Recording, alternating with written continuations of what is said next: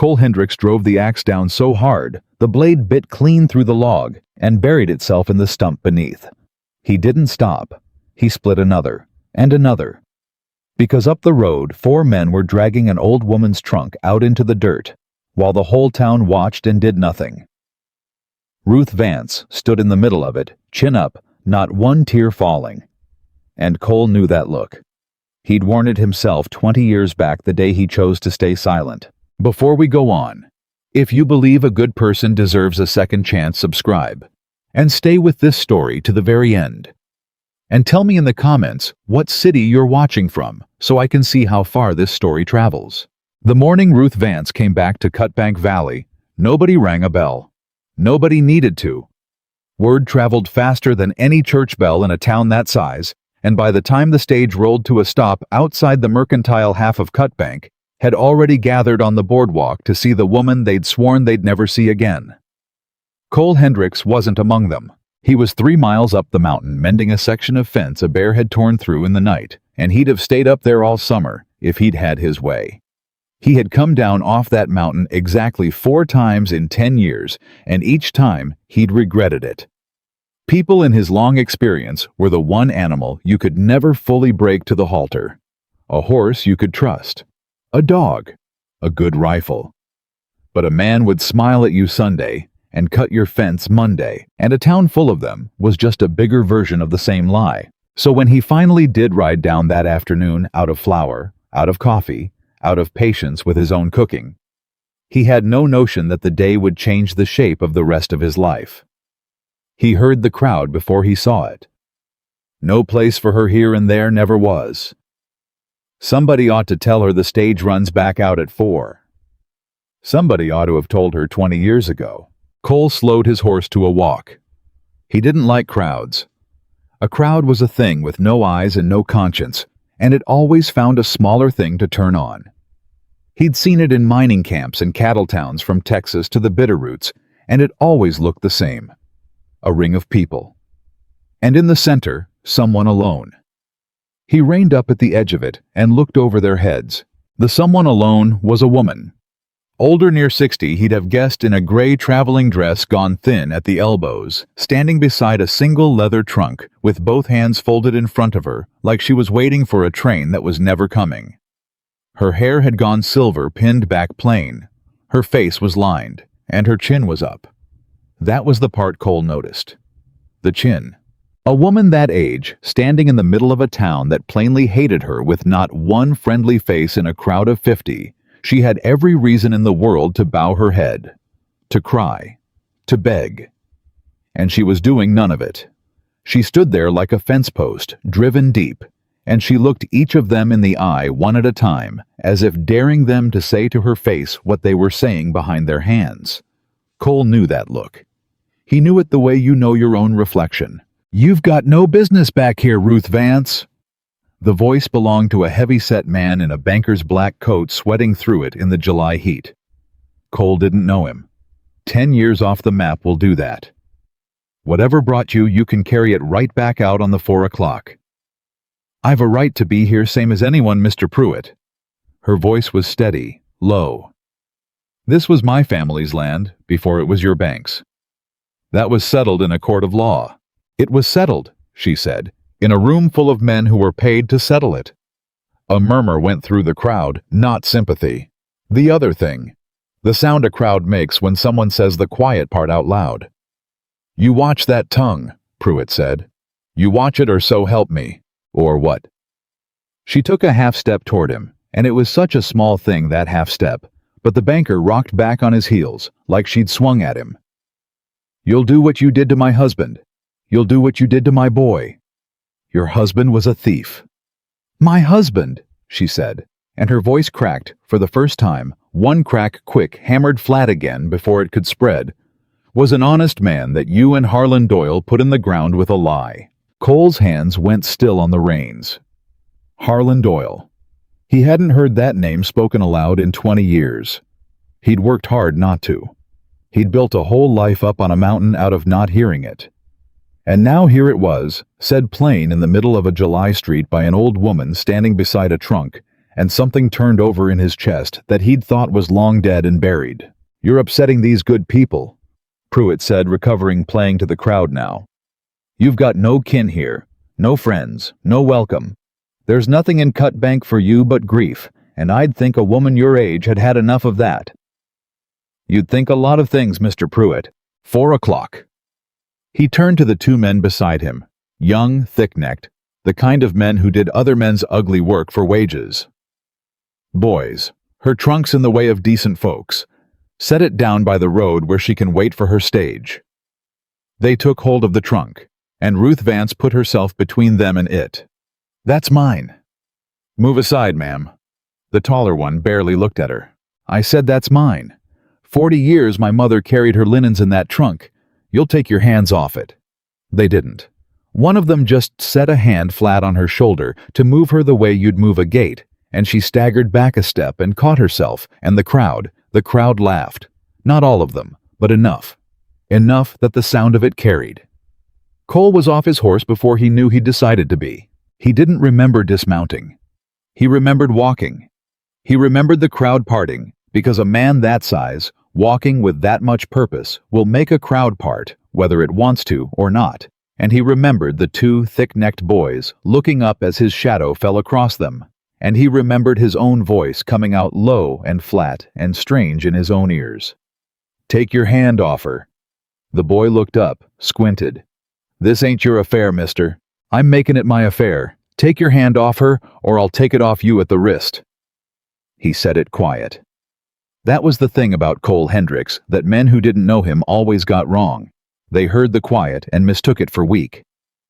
The boy let go of Ruth's shoulder, but he squared up, chest out, the way young men do when they've decided they can't back down in front of a crowd.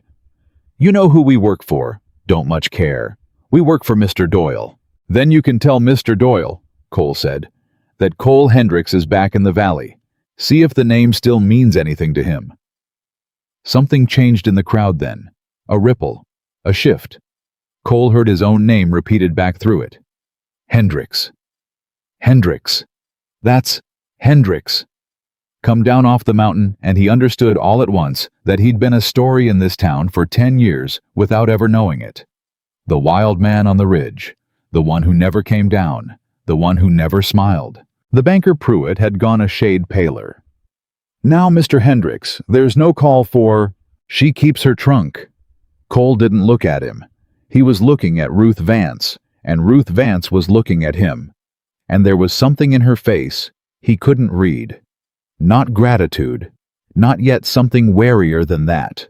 Something that had been lied to too many times to trust the first kind thing it saw. "And if she wants to stay in this valley, she stays. Anybody's got a problem with that. They can bring it to me. She has nowhere to stay," Pruitt said, almost pleading now. "The hotel won't take her. The boarding house won't." "She'll stay at the old Vance place," Cole said. The silence that dropped over the street then was a different kind of silence. "That land belongs to the bank," Pruitt said. "That land," Cole said, "is standing empty and has been for years, and there's a cabin on it that's still got a roof, and I don't recall the bank ever finding a use for it except to let it rot as a monument to how it got took. She'll stay there. You want to run her off it, you send your boys up." He turned finally and looked at the two thick-necked men and let his gaze rest on each of them in turn until they found somewhere else to look. "You send 'em up and see what comes back down." Nobody moved. "Ma'am," Cole said, "you able to travel?" Ruth Vance looked at him for a long moment. Then she bent, took one handle of the heavy trunk, and started to lift it herself. Cole took the other end before she'd raised it an inch. "I've got it." "I didn't ask you to." "No, ma'am, you didn't." He hoisted it onto his shoulder in one motion, 40 years of a dead woman's linens, and it was nothing to him. And he carried it to his horse and lashed it behind the saddle, while the whole town of Cutbank stood on its boardwalk and watched and said not one more word.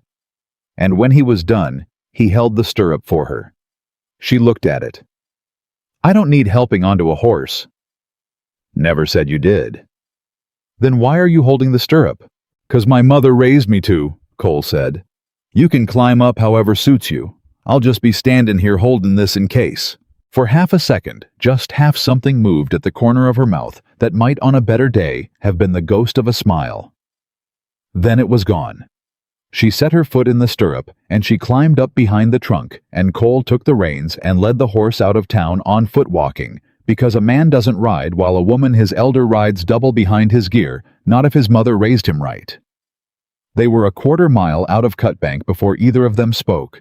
"You'll want to turn around," Ruth said, "before this costs you something." "Little late for that." "You don't know what you stepped into back there." "I know exactly what I stepped into." Cole didn't turn around. He kept walking, kept the horse moving at an easy pace, kept his eyes on the road.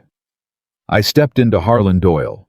Reckon I've been walking around him for 20 years. Figured it was about time I stopped." He felt her go still behind him, felt it in the horse, even the way a rider's stillness travels down through the animal. "How do you know that name?" "Everybody in this valley knows that name." "Not the way you said it," Ruth said. "You said it like it cost you something to say." And Cole Hendricks, who had not told the truth about that name to a living soul in 20 years, found that he couldn't lie to the back of this old woman's head on an empty road in the July heat. So he said nothing at all, which she was too sharp not to notice, and they walked the rest of the way to the old Vance place in a silence that had far too much in it. The cabin was worse than he remembered. 10 years of nobody and 10 more years of Doyle letting it rot on purpose had done their work. The porch sagged. 2 windows were gone. There was a bird's nest in the stovepipe, and a good part of the roof had opinions about staying on. But the walls were sound, and the door still hung, and Cole had built more out of less. "It's a ruin," Ruth said, standing in the yard with her hands folded again. She didn't sound like she was complaining. She sounded like she was doing arithmetic. "It's a roof. It's a bird's nest with a floor.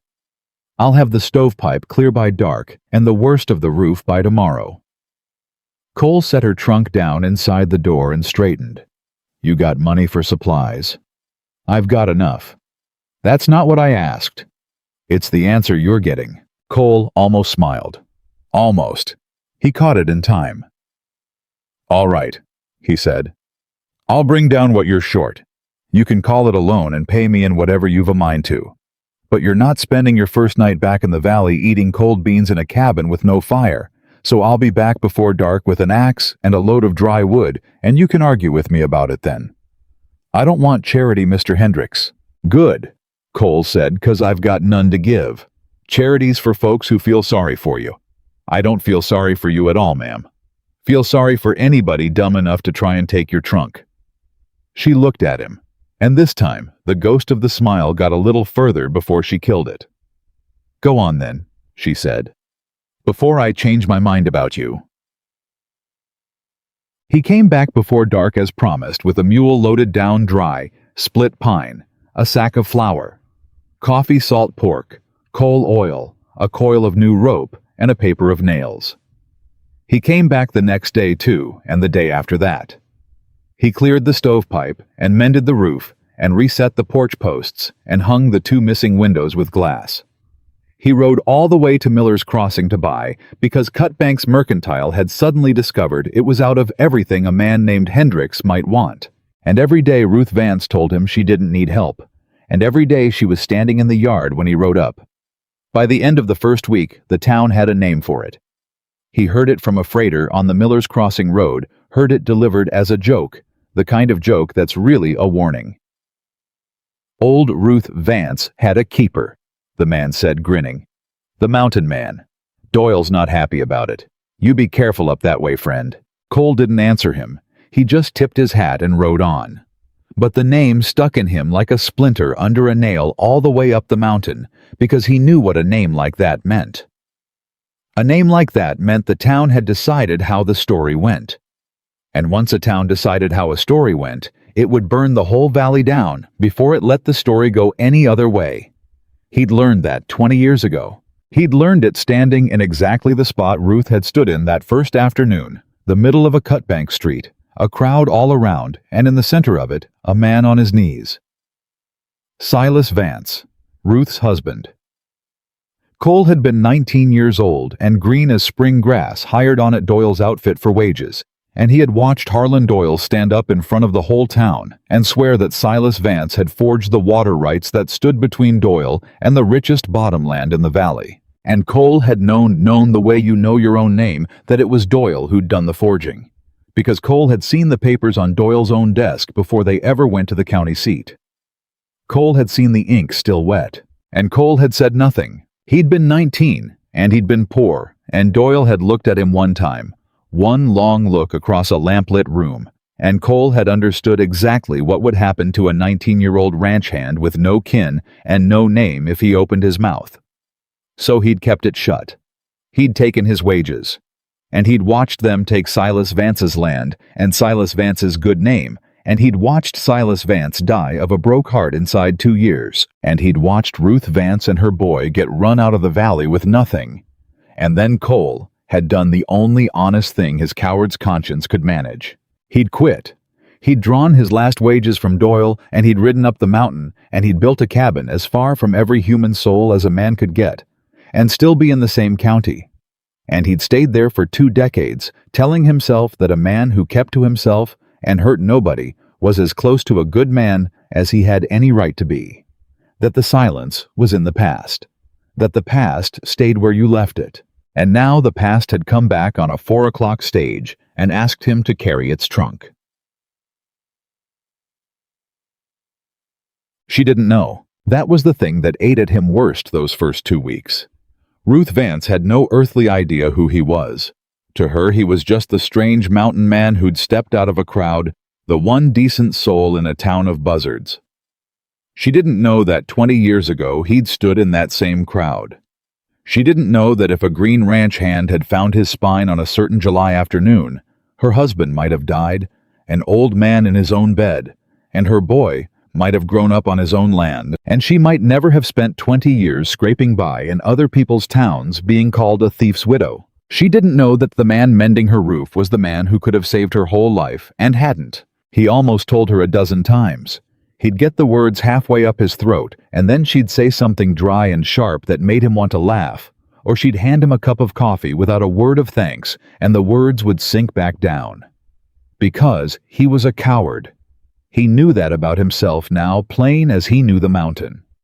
He'd been a coward at 19, and he was a coward at 39, and the shape of the cowardice had changed, but the animal underneath it hadn't. At 19, he'd been afraid of Doyle. At 39, he was afraid of the look that would come into Ruth Vance's face when she learned the truth. So he kept mending the roof. It was the 14th day near the end of it, the light going long and gold across the valley when it happened. He'd split a good cord of wood for her that afternoon. She'd been out with a hatchet doing it herself, when he rode up a woman near 60, swinging a hatchet at green pine, and it had put a kind of quiet fury in him that he couldn't fully explain that she should have to, that nobody in 20 years had ever thought she shouldn't have to, and he'd taken the axe out of the woodshed without a word and worked until the pile was higher than her waist and his shirt was soaked through. She came out onto the mended porch with 2 cups of coffee, set one on the rail beside him, watched him bring the axe down a last time, and set it in the chopping block. "You'll wear yourself out," she said. "I'm all right. A man your age." "I'm 39, ma'am." Same thing. But there was warmth under it now, the first he'd let himself hear. 14 days had worn something down in her, some outer wall, and what showed through the gap in it was a woman who had once a long time ago known how to be teased.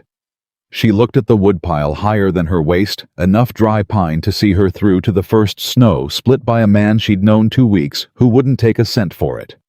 And something crossed her face, something soft and sad and almost young. "You know," she said, "my Silas used to chop the wood."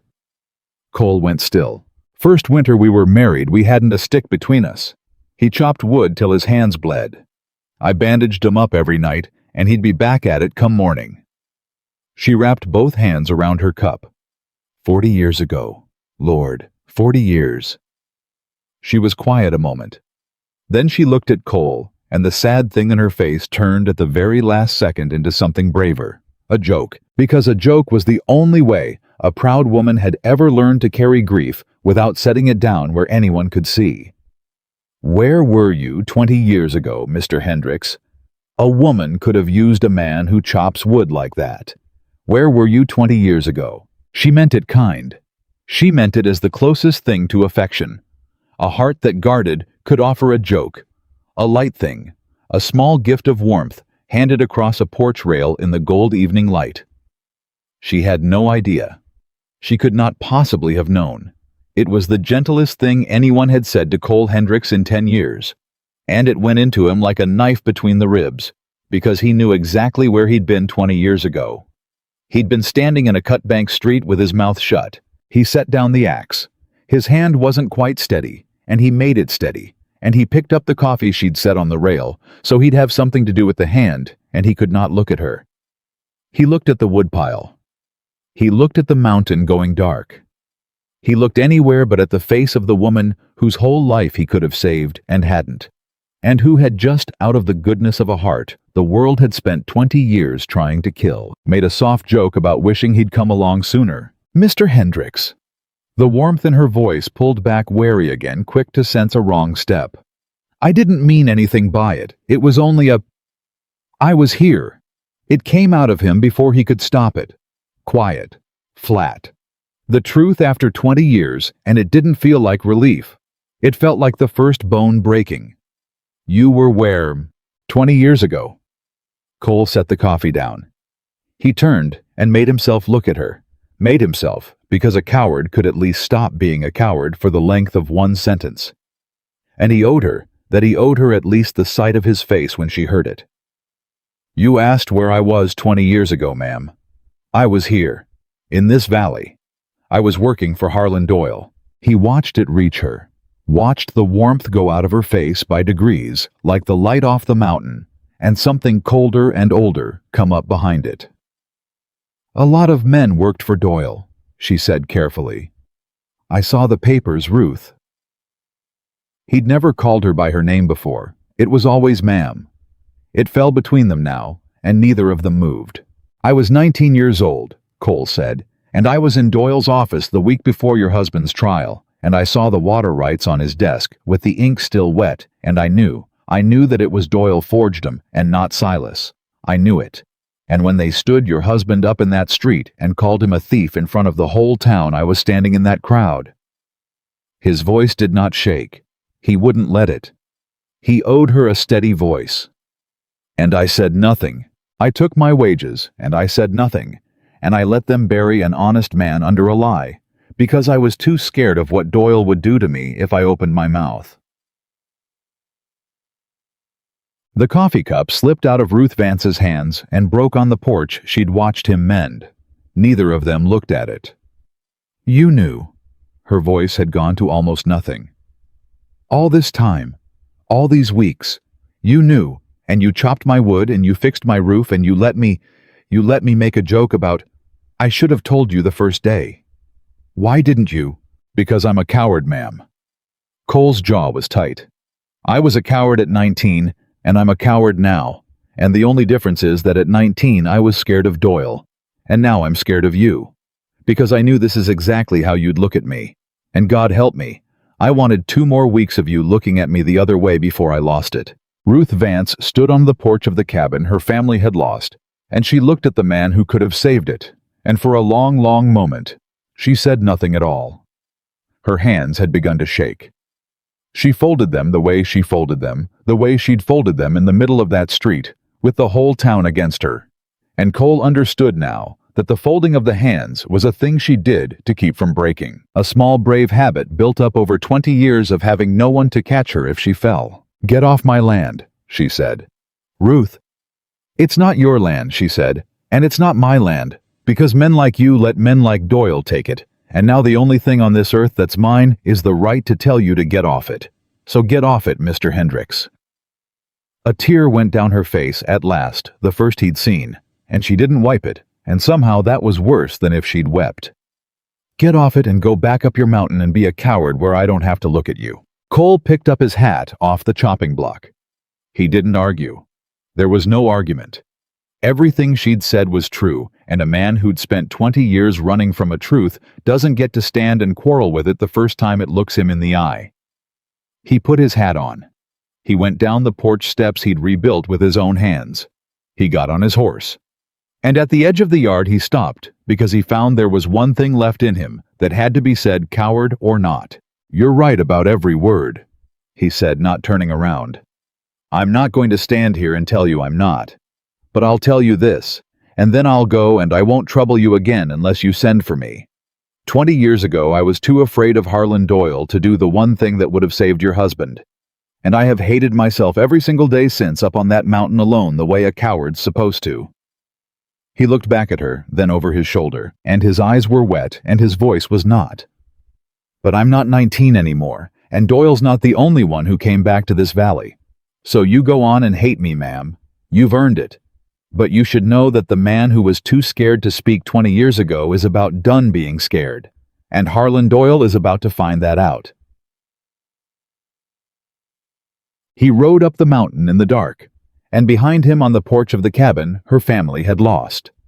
Ruth Vance stood a long time in the last of the light, one hand pressed flat against her mouth, staring after a man who had just handed her in a single evening both the worst wound of her life and the first true weapon anyone had offered her in 20 years. She did not call him back, but she did not. When the dark came, throw his coffee cup off the porch. She picked up the pieces, and she carried them inside, and she set them on the shelf. She didn't send for him. 3 days went by, and Cole Hendricks stayed on his mountain, the way a man stays inside a wound, and every hour of every one of those days he told himself the same thing, that she'd earned her silence, that he owed her that silence, that the kindest thing a coward could do for the woman he'd failed was stay gone. He believed it in the mornings. By the afternoons he believed it less. And on the third night he was standing at his window, looking down the black shoulder of the mountain toward the one small light that was her lamp 3 miles off and flickering, and he found he could not make himself go to bed, because a man had ridden up to Miller's Crossing that afternoon with news. Doyle knew. Cole had heard it from the same freighter who'd first told him about the joke going around town. The man had come up the mountain road with a load for the Peterson place, and he'd stopped where Cole was mending harness by the trail, and he'd said it plain the way men say a thing they know is trouble but can't keep behind their teeth. "Doyle's asking after you by name Hendricks." "Is he? Says there's a fella up on the ridge got a long memory and a short future." The freighter hadn't smiled saying it. "I'd watch the road up here is all. Man like Doyle don't ask after a fella by name for the pleasure of the conversation." Cole had thanked him and gone back to his harness, and his hands had been steady the whole time, and the freighter had ridden on believing the mountain man hadn't a nerve in his body. But Cole had sat there a long while after the sound of the wagon died, holding a strap he'd forgotten he was holding, and what he'd felt wasn't fear. That was the strange part. 20 years he'd carried around a fear of Harlan Doyle so old and so deep it had become the shape of his whole life. And now that the man had finally said his name out loud like a threat, the fear wasn't there. What was there was worse. Because if Doyle knew Cole was back, and Doyle knew Cole was fixing the Vance place, then Doyle knew where Ruth Vance was sleeping. And a man who would forge water rights and let an innocent man die of it was not a man who'd lose a night's sleep over an old woman alone in a cabin at the far end of the valley. So Cole didn't go to bed. He saddled his horse in the dark, and he rode down off his mountain with a rifle across the saddlebow, and he came to the edge of Ruth Vance's yard sometime past midnight, and got down and did not go to the door. He wasn't fool enough to think she'd open it to him. He just tied his horse in the trees, where it couldn't be seen from the road, and he sat down against the trunk of a pine with the rifle across his knees, and he watched the road into the yard. And he kept watch the way he'd kept watch over cattle in wolf country 20 years back. Still as a stump and twice as patient. He was still there when the sky started to gray, and he was still there when the cabin door opened and Ruth Vance came out with a shawl around her shoulders and a shotgun in her hands, and pointed it dead at the pines where he sat. "I know you're out there," she said. "I've heard your horse blow twice. Come out where I can see you, or I'll put a load of shot into the trees and hope." Cole stood up slow, empty hands first, then the rifle held down and away. "It's me, ma'am. I can see that." She didn't lower the shotgun. 3 days had put something new in her face. Not softness, the opposite of softness. a kind of hard, bright wariness that made her look 10 years younger and twice as dangerous. "What in God's name are you doing sitting in my trees in the middle of the night?" "Doyle knows I'm back," Cole said. "And he knows where you are. I wasn't going to have you sleeping out here alone with that man knowing where to find you. So I sat in your trees. That's all it was, Ruth. I sat in your trees and I watched your road, and I'd have gone before light and you'd never have known, except your ears are better than I gave 'em credit for." She looked at him a long moment down the barrel of the shotgun. Then she lowered it, not all the way, just enough that it pointed at his boots instead of his heart, which for Ruth Vance was as close to a welcome as a man had any right to expect. "You've got some nerve," she said. "Yes, ma'am, I know it. Fixing my roof and hiding what you are, and then sitting in my trees like some kind of, I don't even have the word for what you are." "Coward's the word you used last time," Cole said. "It still fits." Something flickered across her face, at the plainness of it, the way he wouldn't argue, the way he just picked up the ugliest word she had for him and agreed to it. She'd spent 3 days building a wall against the sound of him defending himself, and he'd walked up and refused to defend himself at all, and now the wall had nothing to lean against. "Coffee's on," she said finally, and turned back toward the door, and didn't say he was welcome to it, and didn't say he wasn't. Which Cole understood. He followed her up the porch steps he'd rebuilt, and he leaned his rifle by the door, and he came into the cabin where a woman he'd wronged 20 years ago poured him a cup of coffee at dawn and set it down in front of him, hard enough that some slopped over the rim.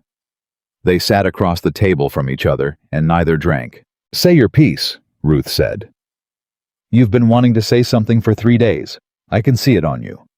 So say it and be done, and then we'll decide what happens after." Cole turned the cup a quarter turn on the table, turned it back. "I've been trying to figure," he said slowly, "how to be sorry to you in a way that means anything. And I can't. That's the truth of it. There's no sorry big enough for what I did, and I know a sorry's the cheapest thing a man can offer, so I'm not going to sit here and hand you one and act like I've done something. Sorry's for stepping on your foot. I didn't step on your foot, Ruth. I helped Harlan Doyle take your whole life." She sat very still. "But I'll tell you what I can do," Cole went on, "because I've had 3 days up on that mountain to think about it, and I've thought about nothing else. I can't give you back your husband. I can't give you back the 20 years. I can't undo 1 minute of what I let happen in that street. But I know what Doyle did. I know how he did it. And there is one man left alive in this valley who saw those papers with the ink still wet, and that man is sitting at your table drinking your coffee." He looked up at her. "Doyle got away with it because there was never a soul who'd stand up and say what he did. Well, now there's a soul. And he knows it. That's why he's asking after me by name. Because for the first time in 20 years, Harlan Doyle is afraid of something, and the something is me." The room was quiet. "You'd testify," Ruth said slowly. "I'd do more than testify. I'd stand up in front of the whole valley that watched them break your husband, and I'd tell them every word of what I saw and what I knew and what I didn't say. And I'd let them look at me while I did it, and I'd let them know exactly what kind of man kept his mouth shut for 20 years, and I would not spare myself 1 inch of it." His jaw worked. "It won't clear my name. I don't want my name cleared. But it might clear his. Silas's. It might put it back the way it was supposed to be, so that when folks say the name Vance in this valley, they say it with respect again, instead of with a wink. That's the only thing I've got to give you, Ruth. It's not enough. Nothing's enough. But it's what I've got, and it's yours if you want it." Ruth Vance looked at him for a long, long time, and then she did something Cole did not expect. She laughed. It wasn't a happy laugh. It was low and tired, and it had 20 years of bitterness folded into it, and when it was done, there was a wet shine in her eyes that she blinked hard against. "You think it's that simple," she said. "You stand up, you say your piece, the wrong gets righted, and the mountain man rides off feeling clean. Is that the story you've been telling yourself up there? No, I don't feel clean. I'll never feel. You don't understand what Doyle is." Her voice cut across him flat and hard. You worked for him 20 years ago when he was a young man, clawing his way up with one forged deed and a lot of nerve.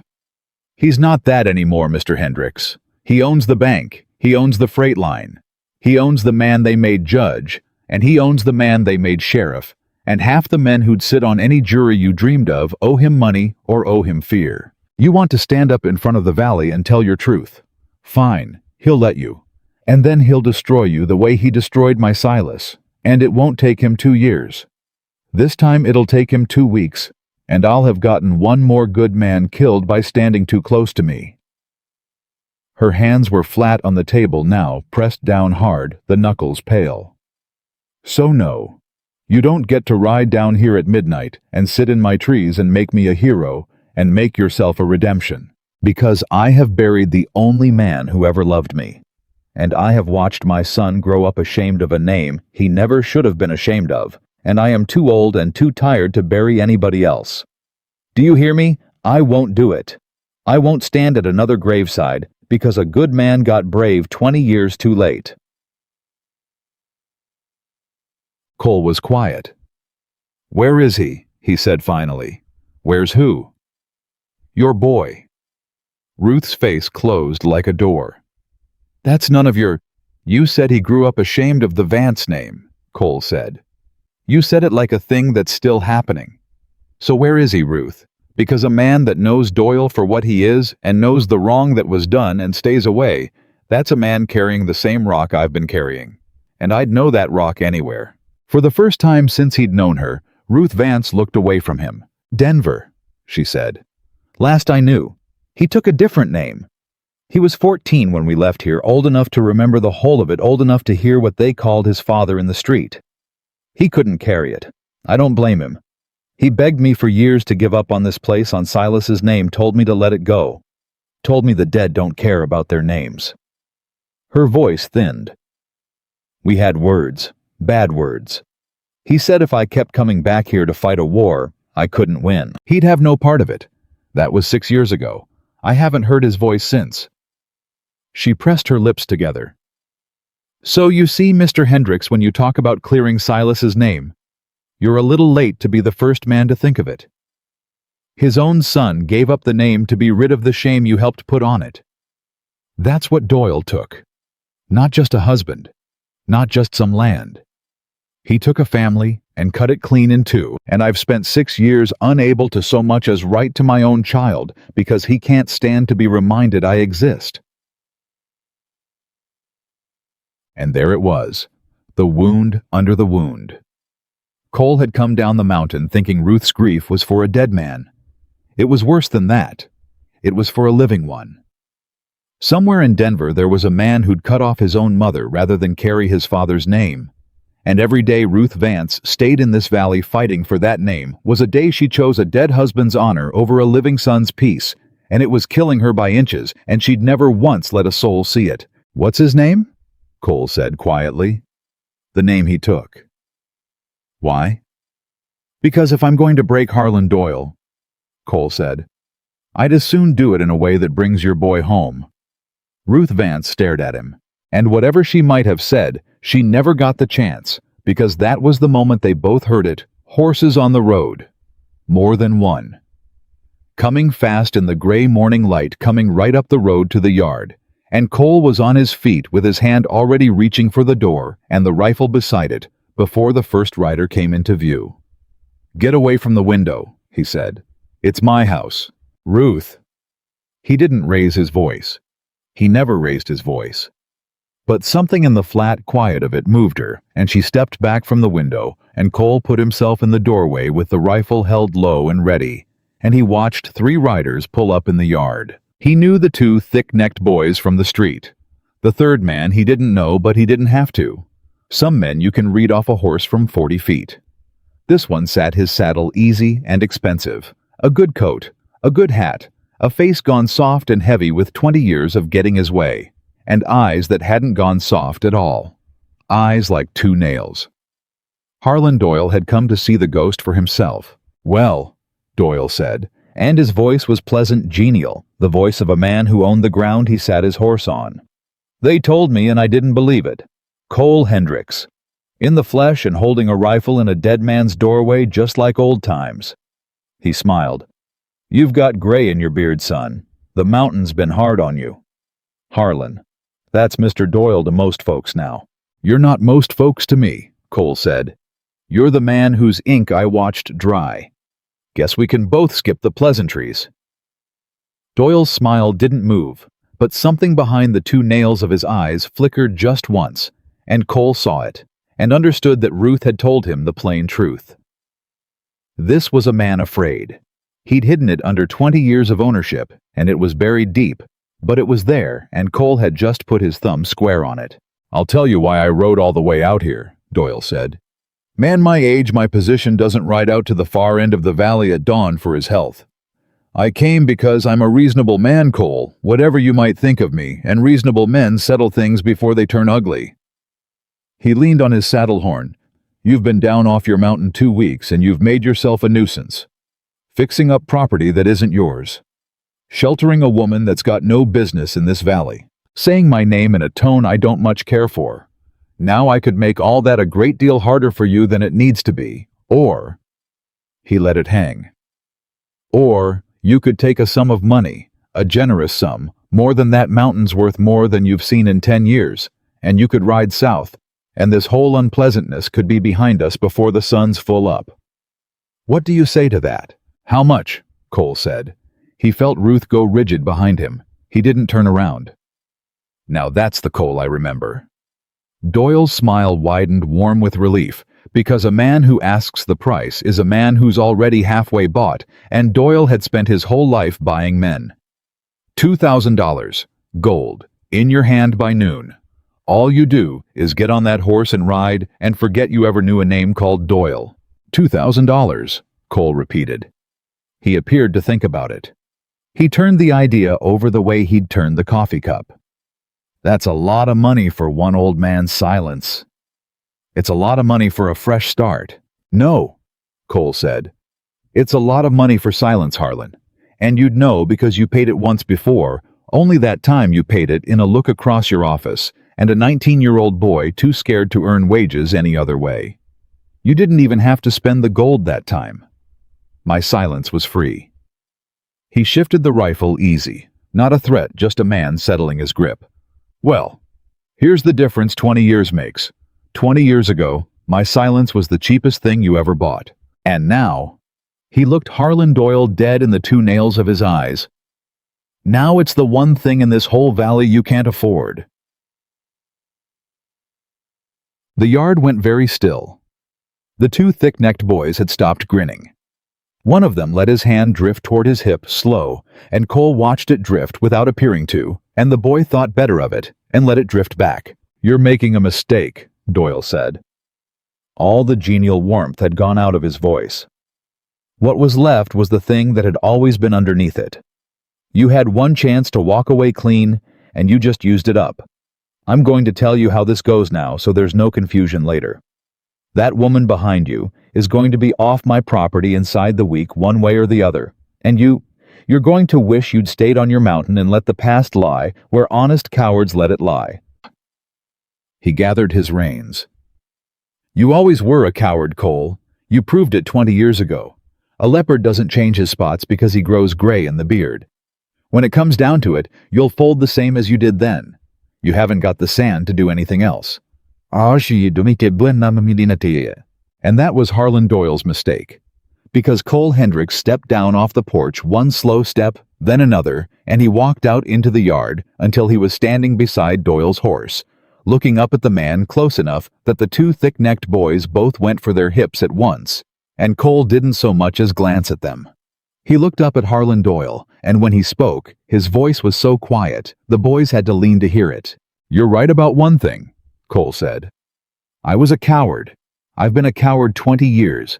And you built your whole life on the fact of it, on knowing I'd never say a word, on knowing there wasn't a man in this valley with the sand to stand up to you. He let that sit.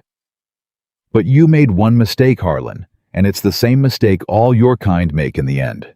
You spent 20 years telling me I was a coward, until I believed it so deep I gave up my whole life to it, went up a mountain and hid.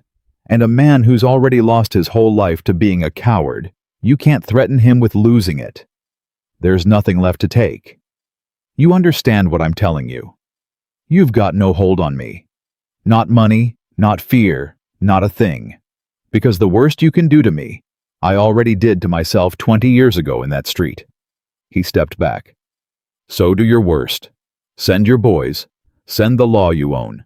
I've been dead 20 years already, Harlan. You can't kill a dead man twice. But I can sure as hell take you down into the ground with me, and I aim to. For one long moment, nobody in the yard breathed. Then Harlan Doyle laughed, but it came a half-second too late, and it was a half-tone too high, and every man in that yard heard the crack in it. He wheeled his horse hard. "Inside the week," he said, and it was almost a shout, now all the smoothness gone. "You hear me, old woman? Inside the week." And he spurred out of the yard with his two boys behind him, and Cole Hendricks stood in the settling dust and watched him go and did not move until the sound of them had died all the way off down the road. Then he heard Ruth behind him. She'd come out onto the porch. She was gripping the rail with both hands. "Do you know what you've just done?" she said. Her voice was shaking. "Do you have any idea what you've just done? I turned down $2,000. You spat in the face of the most dangerous man in 3 counties. She came down one step. "He'll kill you. You made him look small in his own valley in front of his own men, and a man like that would rather die than look small, so he'll make sure it's you that dies instead. You've signed your own, Ruth." Cole turned around. "Look at me." She looked at him. "Did you hear his laugh?" She didn't answer. "You did. I saw you hear it. That laugh came a half-second late, Ruth. 20 years I served that man, and I never once heard his laugh come late. That's not the laugh of a man who's won. That's the laugh of a man who just found out the one thing he was counting on isn't there anymore." Cole came toward the porch. He's been able to run this valley for 20 years on one thing above all others that everybody who could hurt him was too scared to try. And this morning in your yard, he found out there's a man who isn't scared anymore, and he doesn't know what to do about it. You saw it. He rode out of here yelling like a boy. That's not strength. That's a man whose whole game just changed, and he knows it. "That doesn't make him less dangerous," Ruth said. "It makes him more." "Yes," Cole said quietly. "It does. You're right about that. A cornered animal's the most dangerous kind there is. So we've got to be smart, and we've got to be quick, and we can't do it alone. A truth told to an empty valley isn't worth anything. It's got to be told to enough people that Doyle can't buy them all or scare them all." He set his jaw. "Which brings me back to the thing I was asking you when he rode up. Your boy, his new name. Because I've been thinking on it, and I think I know how we do this. Not with a trial, not first. Doyle owns the court, you said so yourself. You don't beat a man like Doyle in a room he owns.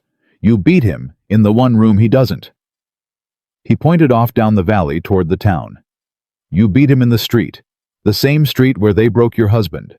You get up in front of the whole valley in the open where he can't control it, and you tell the truth so loud and so plain that even the men who owe him money have to look at it. And if there's a witness standing there beside you, a witness who worked for Doyle who saw the ink dry, then it's not a widow's grievance anymore. It's testimony. It's the thing Doyle spent 20 years making sure would never exist." Ruth was quiet a long moment. "And my son, if we do this," Cole said, "if we clear Silas Vance's name in the open street of the town that ruined it, then somewhere in Denver, there's a man who took a false name to hide from a shame that was never his to carry, and that shame comes off him. And maybe, Ruth, I'm not promising I've got no right to promise you anything, but maybe a man like that reads in a paper that his father's name was cleared, and his mother did the clearing, and he starts to think about coming home." He watched her face when he said it. He watched hope try to get into Ruth Vance's face, and he watched her fight it because hope was the one thing that had hurt her worse than anything Doyle had ever done, and she'd learned 20 years ago to bar the door against it. But it got a foot in anyway. He saw it. A crack in the wall. "Daniel," she said finally, very quietly, like the name cost her something to say aloud. "He calls himself Daniel Reese now. Reese was my mother's people." Her voice caught.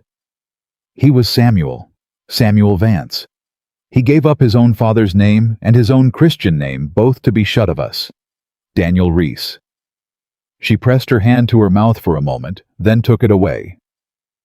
"You want to know the worst of it, Mr. Hendricks? I don't even blame him. That's the worst of it. I've never once blamed my boy for wanting to be free of a name that got spat on in the street. I'd have done the same at 14. I've spent 6 years hating myself for being the one who wouldn't let it go, wondering if I'm keeping faith with a dead man, or just too stubborn to admit the dead man's fight is lost." She looked at Cole, and her eyes were wet and fierce all at once. "And now you ride down off your mountain and tell me it's not lost. After 20 years. You tell me there's a way, and God help me. I want to believe you, and wanting to believe you is the most frightened I've been since the day they buried Silas." "Then be frightened," Cole said. "Be frightened and do it anyway. That's the only kind of brave there is. I found that out this morning in your yard. I was scared to death walking up to that horse. Did it anyway." He held out his hand to her, not to help her down the step. She was 2 steps up. It wasn't for that. He just held it out open across the space between them. "I can't do this without you, Ruth. It's got to be you. You're the one they wronged. A witness is nothing without the widow standing beside him. So I'm asking you not to trust me. You'll never trust me, and you shouldn't. I'm asking you to use me. Use the coward who watched them break your husband. Let me be the weapon you never had.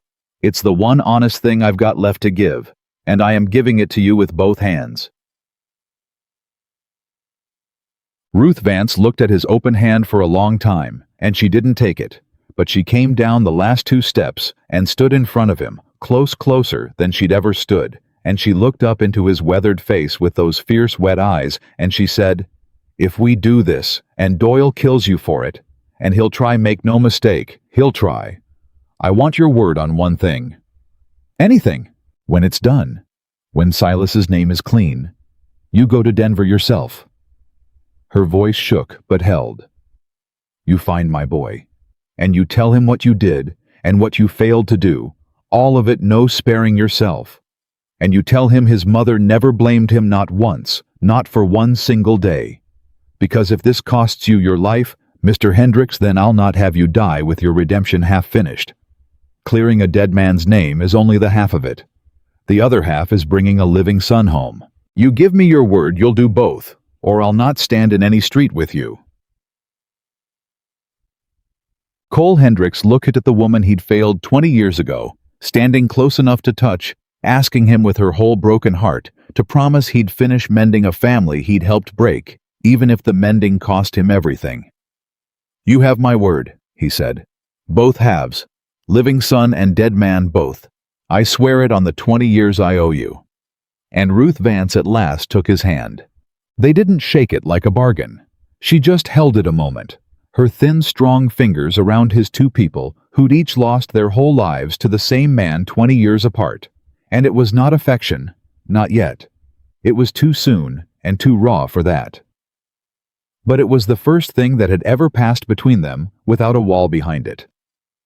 And when she let go, something had changed in the air of the little cabin yard. Some weight had shifted, and both of them felt it.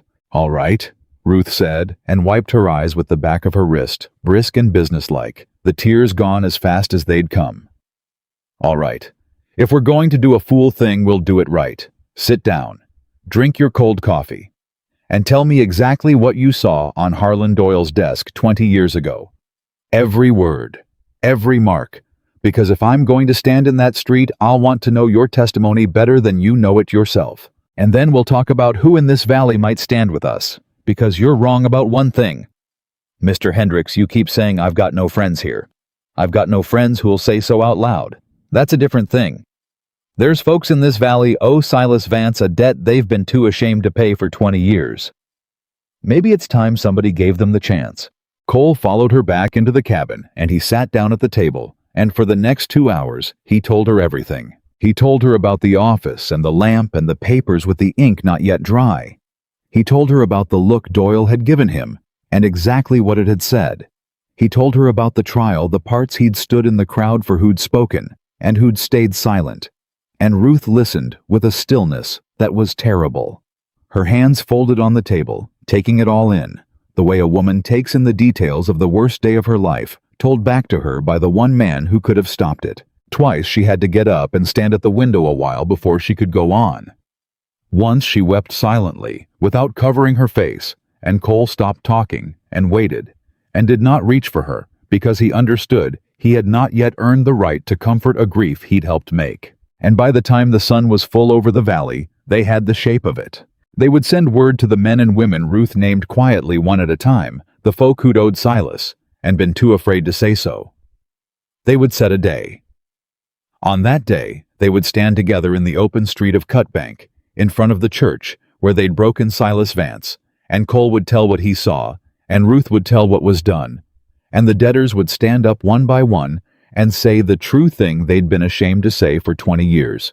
And they would do it in the open, where Doyle's bought court and bought sheriff couldn't twist it in front of enough witnesses that the truth once said could never be unsaid. It was a mad plan. Cole knew it was a mad plan. Doyle would not stand by and let it happen. There would be blood before it was done, most likely his, and he'd made his peace with that in the yard that morning, standing beside a killer's horse with nothing left to lose. But there was one thing about the plan that Cole did not tell Ruth Vance. One piece he kept behind his teeth as he rode back up his mountain that evening. One piece he turned over and over in the long dark. Because when Ruth had spoken her son's new name, Daniel Reese of Denver, something had gone cold and still in Cole's chest. Some memory shaking itself awake after a long sleep. Daniel Reese. He knew that name. He'd seen it. Not in Denver. Here. In this valley. On a paper. Recent. And he could not for the life of him remember where, but he knew it the way you know a face in a crowd before you can place it, and it sat in him all the way up the mountain like a coal that wouldn't cool. Ruth's son had taken the name Daniel Reese to hide in Denver 6 years ago. So why in God's name had Cole Hendricks seen that same name written down somewhere in Cutbank Valley, and why did the memory of it fill him, for reasons he could not yet name, with a dread far colder than anything Harlan Doyle had brought into that yard at dawn? It took him 3 days to remember, and when he remembered, he wished to God he hadn't. He was up on the mountain splitting wood he didn't need, because splitting wood was the thing his hands did when his mind wouldn't settle, and somewhere between one swing and the next, it came to him whole. The land office at Miller's Crossing. 4 months back. He'd ridden over to file the annual paper on his mountain claim, the same tedious paper he filed every summer, and while he'd stood at the counter, waiting for the clerk to find his file, he'd let his eyes wander over the ledger left open on the desk. New filings. New purchases, and a name partway down the page in a clerk's tidy hand, D. Reese. A parcel bought, bottomland, in Cutbank Valley. Cole set the axe down and stood very still in the yard.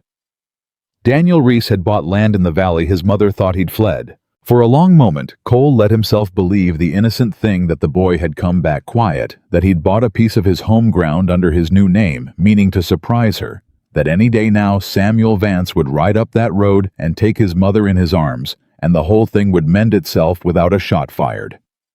Cole wanted that to be true so bad he could taste it. He held on to it the length of one long breath. Then his mind, the cold, careful mind that had kept him alive alone on a mountain for 10 years, asked the question he didn't want asked. Whose bottomland? Because there was only one man in Cutbank Valley who held the good bottomland, the land he'd stolen from Silas Vance with a forged deed 20 years ago, and had been squeezing money out of ever since. Harlan Doyle. And if Daniel Reese had bought bottomland in the valley, he'd bought it from Doyle, which meant Ruth's son, the boy who'd cut off his own mother, rather than carry his father's shame, had come back to this valley in secret and done business with the very man who'd destroyed his family. Cole didn't want to believe it. He rode down to Miller's Crossing that same afternoon to prove himself wrong. He was not wrong. The clerk was a young fellow new since Cole's last visit, and he had no reason to be careful around a big, quiet mountain man who filed his claim polite and paid his fee in coin. Cole let him find the mountain claim first, made the small talk a man makes, and then said easy, like it hardly mattered. Fellow named Reese buy in around here lately, Denver man. I heard he might be looking to sell, and I've got a cousin asking after bottomland. Reese. The clerk turned pages. Reese. Here. D. Reese, yes. Bought the old Vance bottom off Mr. Doyle back in the spring. Whole parcel. Paid cash, the record says, which is a rare thing these days. The clerk looked up helpful. But I don't believe he's selling. Way I heard it, he and Mr. Doyle have got some kind of arrangement going. Bigger plans for that bottom land. Some railroad business folks say, though. I couldn't tell you the particulars. Cole kept his face still. 20 years of hiding things had made that easy. Railroad, he said. That's the talk. Mr. Doyle and the Reese fellow thick as thieves this whole spring, in and out of the office together. You'd think they'd known each other years. The clerk shrugged and closed the ledger. Anyhow, was there anything else, Mr.? There was not. Cole rode back up his mountain in the dark with the coldest weight he'd ever carried sitting square in his chest. Because now he understood the whole shape of it, and the shape of it was worse than anything he'd feared. Ruth's boy hadn't come home to mend a family. He'd come home to do business. He'd sat across a table from the man who murdered his father in all but the deed, and he'd bought back the family land. Not as a son, reclaiming his birthright, but as a partner, buying in. And he'd done it under a false name, so that not even his own mother, living not 10 miles off, chopping her own firewood, dreaming every night of the day her son might forgive her, would ever know he was there. And Cole Hendricks now had to decide whether to tell her. He didn't sleep that night or the next. On the third night, he made up his mind, and it was the hardest thing he'd chosen since he'd chosen to walk up to Doyle's horse. Because a coward's way would be to keep it from her, to let her stand in the street and clear Silas's name, still believing her son was an innocent boy, hiding from shame in Denver, and to spare her the second wound. But Cole had spent 20 years learning what silence bought a man, and he'd sworn to himself in her yard that he was done buying anything with it. She had a right to know, even this, especially this. So he rode down the mountain at first light, and he found her already up, already out, already swinging that hatchet at Green Pine like the valley itself had wronged her.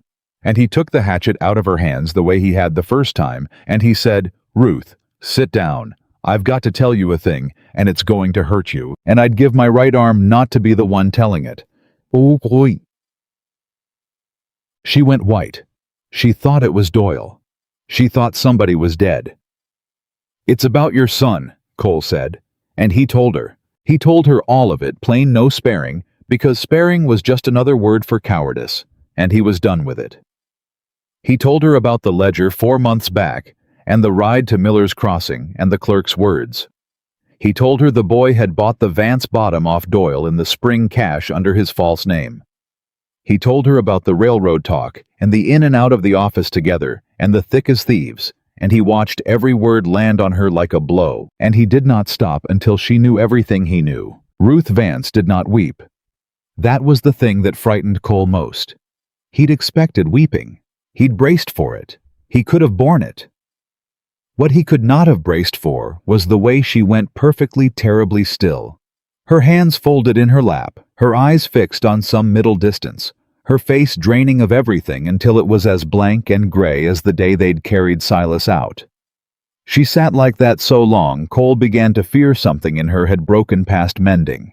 "Ruth," he said quietly. He shook that man's hand. Her voice came from very far off. "Doyle put my Silas in the ground, and my boy my Samuel." He sat down at a table and shook that man's hand and called it business. She was quiet again. Then still in that faraway voice, "Do you know what I've done for 6 years, Mr. Hendricks? I've stayed. Everyone told me to leave, my own son begged me to leave, and I stayed in this valley because I couldn't bear to walk away from Silas's name. And I told myself all this time that I was keeping faith for the both of us, for me and for Samuel. That somewhere out there my boy still believed his father was innocent, still carried it, still cared even if he couldn't say so. That was the thing that kept me here, not the land, not even Silas. God forgive me. It was the idea that my son still believed. She looked up at Cole, and her eyes were dry, and that was the worst of it, bone dry and empty. And he doesn't. He came back here, and he made a deal with the devil that killed his father, and he didn't so much as ride 10 miles to see was his mother alive or dead. So, you tell me, Mr. Hendricks. You tell me what I've been keeping faith with, because it wasn't a son. The son I was keeping faith with never existed. Cole knelt down in front of her chair. He didn't touch her. He just got down where she could see his face. You don't know why he did it, he said. Ruth, you don't know his reasons. A man can shake a hand for 100 reasons, and only one of them is that his heart's turned. Maybe it's turned. I won't lie to you and say it can't be. But maybe it's something else. Maybe he came back for a reason we can't see yet, and maybe... Don't! Her voice cracked like a whip. Don't you do that. Don't you sit there and hand me hope like it's a kindness. Hope is the thing that's kept me on my knees in this valley for 6 years. Hope is what Doyle uses. Hope that the court might be fair. Hope that folks might speak up. Hope that my boy might come home. That's the rope they've hanged me with, one strand at a time, my whole life. I am done with hope, Mr. Hendricks. I want the truth, or I want nothing. She stood up, and her legs weren't quite steady, and she steadied them by will alone. So here's the truth. My husband is dead, my son is bought, and the only living soul in this whole valley willing to stand beside me is the coward who watched it all happen and did nothing. She laughed, and it was an awful sound. That's the family Harlan Doyle left me, a dead man, a traitor, and you. That last word hung in the air between them, and Cole took it the way he'd taken coward without flinching, because it was earned. All right, he said low. Then let's you and me, the coward and the widow, go and clear the dead man's name anyhow. Not for the son, for Silas, for the truth of it. Because whatever your boy's done, Silas Vance was innocent, and that's a true thing. And true things ought to be said out loud, whether anybody's left alive to be glad of them or not. Ruth looked down at him a long moment. Get up off the floor, she said. I don't need a man kneeling to me. Never have. But her voice had come back from the far-off place, some of it. And when Cole stood, she put her hand flat on his chest for just a second, just once over the heart, the first time she'd touched him of her own will. You're a hard man to hate, Cole Hendricks. I've been trying for 3 weeks and I can't get it to hold. And that was the thing that undid him worse than any curse, that after everything, she couldn't hold the hate. He had to turn away and busy himself with the hatchet, so she wouldn't see his face. They set the day for that Sunday. It was Ruth's choosing. Sunday, when the whole valley came into Cutbank for church, when the street would be full, and Doyle's bought sheriff couldn't very well arrest a widow for speaking in front of every soul in the county. They spent the 4 days before, it moving quiet as they could, riding out one at a time to the folk Ruth named the Petersons, who Silas had grub-staked through a hard winter and never asked back a dime. Old widow Hallett, whose husband Silas had pulled from a flooded creek at the cost of his own broke ribs. The storekeeper Aldous Finch, who'd sold Doyle's boys the rope 20 years back and never forgiven himself for it. A half-dozen others, all of them carrying the same 20-year-old shame like a stone in a boot. And to every one of them, Ruth Vance said the same words, plain no begging. This Sunday I mean to stand in the street and say what Doyle did. There's a witness now, a man who saw. I'm not asking you to fight. I'm only asking, when I've said my piece, that you stand up and say the true thing you've been ashamed to say. That's all. Just stand up. Some of them wept. Some of them wouldn't meet her eye. Aldous Finch shook so hard he had to sit down. But not one of them said no. And Cole, watching from a little way off hat in hand, saw a thing he'd forgotten a valley could do, saw the shame that Doyle had used as a chain for 20 years begin one frightened soul at a time to turn into its opposite. Because shame kept Private Eats a man alive. But shame that gets to become courage out loud, alongside others carrying the same, that's the thing that burns a valley clean. They rode home separate the night before, so as not to be seen together on the road. And it was that night alone in her cabin, with everything set, and the die about to be cast, that Ruth Vance heard a horse in her yard for the second time. She thought it was Cole. She went to the door with the lamp. It was not Cole. It was a man of maybe 30 well-dressed town clothes, dust of hard riding on them, sitting a good horse at the edge of her lamplight with his hat in his hands, and his face turned half away, like a man who couldn't quite bear to be seen. And Ruth Vance stood in her doorway, holding the lamp up, and the light fell on that half-turned face, and the lamp near dropped out of her hand. Because even at 30, even in town clothes, even after 6 years, a mother knows the shape of her own child's face in the dark. "Samuel," she said. The word came out of her broken. "Mama." His voice was a stranger's, and not a stranger's deeper than she remembered, roughened. "Don't." He got down off the horse, awkward like his legs didn't want to hold him. "Don't call me that, please. Not yet. I haven't got the right to it yet. Let me say what I came to say first, and then you can call me whatever you decide I am." Ruth Vance stood frozen in her own doorway, with the lamp shaking in her hand, and 6 years of grief and 4 days of new betrayal, and a whole lifetime of holding herself upright, all colliding in her chest at once. And she did the only thing left to a woman with nothing to lose. She said the cruelest, true thing she knew. "I know what you did," she said. "I know you bought your father's land off the man who murdered him. I know you've been thick as thieves with Harlan Doyle all spring, under a false name, 10 miles from your own mother, and you never came. So don't you stand in my yard with your hat in your hands and mama on your lips, Samuel Vance. Whatever you came to say, I already know the shape of it, and it's rotten." The young man flinched like she'd struck him, but he didn't leave. He stood there and took it, and Ruth saw in that, in the taking of it, in the not leaving the ghost of the boy, she'd raised the boy Silas had raised, who'd been taught that a man stands and takes what he's got coming. "You know the shape of it," Samuel said quietly, "but you don't know the inside. Mama, Mrs. Vance, I bought that land off Doyle for one reason, and it wasn't the reason you think." He took a step closer into the lamplight, and now she could see his face full, and it was not the face of a traitor. It was the face of a man who hadn't slept in weeks, who was carrying something too big for one set of shoulders, and who had ridden a long way in the dark to set it down. "I didn't come back to make a deal with the man who killed my father. I came back to hang him, and I need your help to do it. And I've been too much a coward to ask until tonight. And I think, Mama, I think there's a man in this valley been helping you, a big quiet man off the mountain. And if he's who I think he is, then God help me. He's the only other person alive who can prove what I've spent 6 years finding proof of." Ruth Vance did not move. She could not. "6 years ago, you and I had words." Samuel went on faster now. "The dam broken, the words pouring. And I told you to let it go, and I meant it. God forgive me, I meant it. I wanted to be shut of the name and the shame and all of it. And I went to Denver, and I took a false name, and for a while I was free of it. And I hated myself for being free of it, because every night I dreamed of Papa on his knees in that street. And I couldn't help it. I started asking questions. Quiet ones. About Doyle. About how a man builds an empire off a single stolen deed. And Mama, the more I dug, the more I found. Doyle didn't stop with us. He's done it to a dozen families across 3 counties.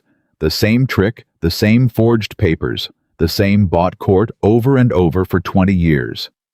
And it's all connected now to this railroad deal. And there are records. There are men who kept records to protect themselves. And I have spent 6 years and every dollar I ever made buying and stealing and copying those records, building a case so big and so plain that not even a bought judge could bury it." His voice broke. "But I needed to be inside.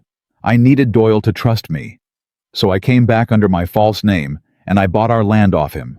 And I smiled, and I shook his hand, and I let him believe I was just another greedy man wanting in on the railroad money. And it is the worst thing I have ever done. Shaking that hand, Mama, it near killed me every time. But I did it because it was the only way to get close enough to finish him. And now I'm close enough, and I can't do the last of it alone." Ruth Vance had begun silently to weep.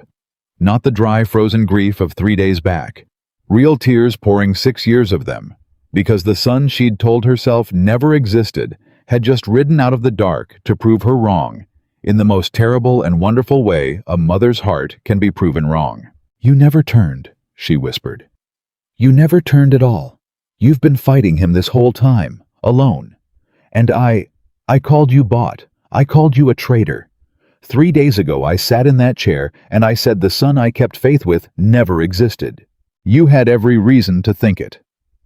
Samuel's own eyes were streaming now. "I made sure you'd think it. I couldn't risk you knowing, Mama. Don't you see, if you knew, you'd have looked at me different in the street. And Doyle watches you. Doyle's always watched you. And one wrong look between us, and he'd have known, and it all comes apart. I had to let you hate me. I had to let my own mother believe I'd sold my father's memory. It's the price of it. It's the price of getting close to a man like that." He was close enough now to reach her, and he didn't. He stopped, just short hat still in his hands, waiting because a boy who'd hurt his mother this deep didn't get to close the last of the distance himself.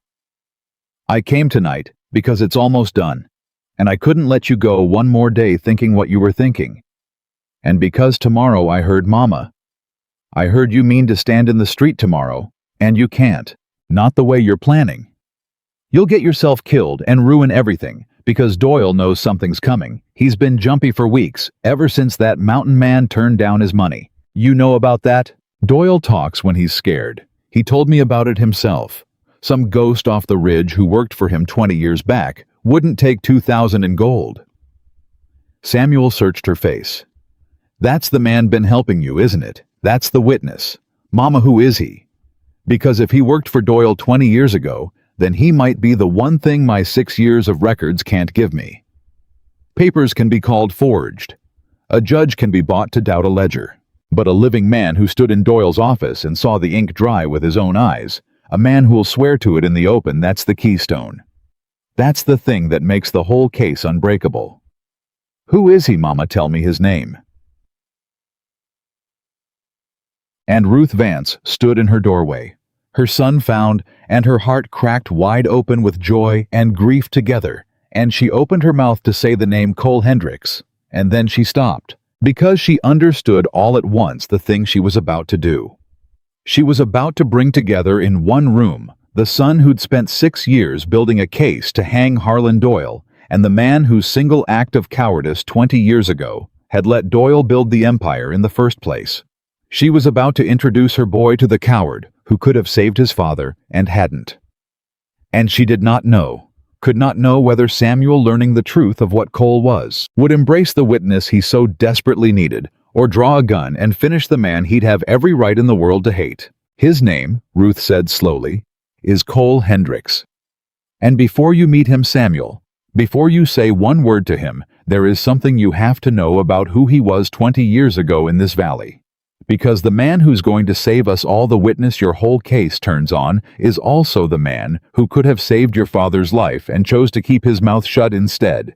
And I need to know, son, before I bring you two together tomorrow, whether you're the kind of man who can use a coward to catch a devil, or whether the sight of Cole Hendricks is going to make you do something that costs us everything we've both bled for." Samuel Vance went very still in the lamplight, and far off up the black shoulder of the mountain, Cole Hendricks sat alone at his window, looking down at the one small light that was Ruth Vance's lamp. Unaware that a second horse stood in her yard, unaware that Ruth's lost son had come home, unaware that by this time tomorrow the boy whose father he'd failed would be standing in front of him with the truth in his hands and murder or mercy still undecided in his heart. Samuel Vance was quiet a long time in the lamplight, and when he finally spoke, his voice had gone flat and careful, the voice of a man walking out onto ice. "Say that again," he said. "Say the part about my father. Slow." "Samuel, you said this man could have saved him." Samuel's hands had gone white around the brim of his hat.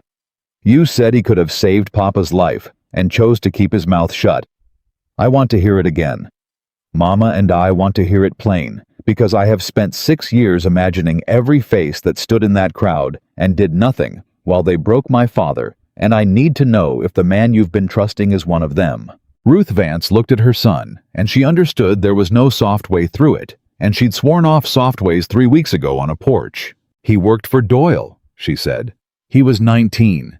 He was in Doyle's office the week before the trial, and he saw the forged water rights with the ink still wet, and he knew it was Doyle's forgery, and not your father's. And when they stood, Silas up in that street, Cole Hendricks was standing in the crowd, and he said nothing. He took his wages, and he said nothing, and then he quit and rode up a mountain and hid from it for 20 years. She held her son's eyes. "That's who he is, Samuel. That's the witness. That's the man whose word can hang Doyle. He is also the man who could have stopped all of it before it started and didn't." Samuel turned away from her. He walked to the edge of the lamplight and stood with his back to her, and his shoulders were shaking, and Ruth couldn't tell if it was grief or rage, and she suspected it was both. "All these years," Samuel said low, "all these years I told myself, if I ever found even one of them, one man who knew and stayed quiet, I'd make him answer for it.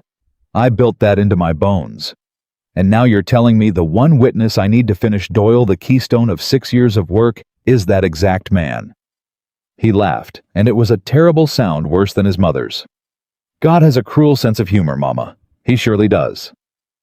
"Samuel, what am I supposed to do?" He rounded on her, and his eyes were wild now. "I've dreamed about that man's face for 6 years, and I didn't even know it had a name. And you want me to stand next to him in the street tomorrow. You want me to shake his hand. You want me to build my father's justice on the word of the coward who let him die." His voice broke wide. "How do I do that? How does a son do that?" And that was when Cole Hendricks spoke from the dark at the edge of the yard. "You don't have to," he said. Both of them spun.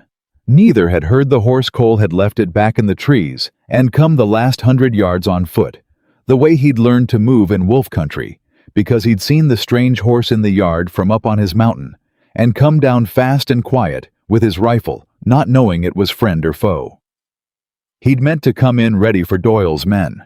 Instead, he'd come in on the last of it, and he'd heard enough standing in the dark just past the light to know exactly what he'd walked into. He stepped into the lamplight with his hands empty and his rifle left behind in the grass, and he looked at the young man who was Ruth's son and Silas's son both, and something in his weathered face just seemed to give way, some last wall he'd been holding up for 20 years. "You're Samuel," Cole said. "You've got your father's jaw. I stood close enough to Silas Vance in that street to know his jaw." He took his hat off. He didn't often take his hat off. He held it against his chest the way a man does at a graveside.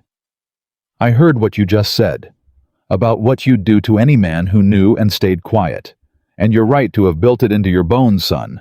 A man ought to answer for a thing like that. So here." He spread his empty hands. "I'm the man. I'm the one who knew.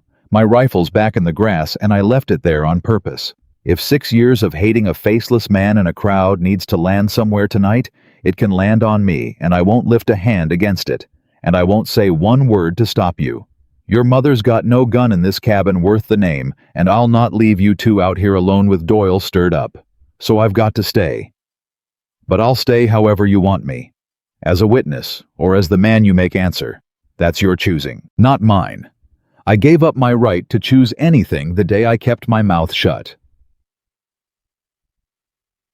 The yard went dead silent. Samuel Vance stared at the big man standing bareheaded in his mother's lamplight, offering himself up with his hands spread and his rifle thrown away. And every plan the young man had ever built for this moment came apart in his hands. Because he'd imagined a man who'd deny it, who'd make excuses, who'd say he'd only been a boy, only been following orders, only been scared. He had not imagined a man who'd take off his hat and say, "I'm the one," and stand there waiting to take whatever came. 20 years, Samuel said, and his voice was shaking. "You had 20 years to come forward, to find us, to tell somebody, and you sat on a mountain." "Yes. My father died of a broke heart inside 2 years. 2 years, Mr. Hendricks, of being called a thief by every man in this valley, of watching his boy learn to be ashamed of him. And you knew the truth the whole time, and you sat on a mountain. Yes. Cole didn't flinch. Every word of that's true, and I'll say it again in the street tomorrow in front of the whole valley. If it'll help hang the man that did it, and I'll say it however many times you need to hear it.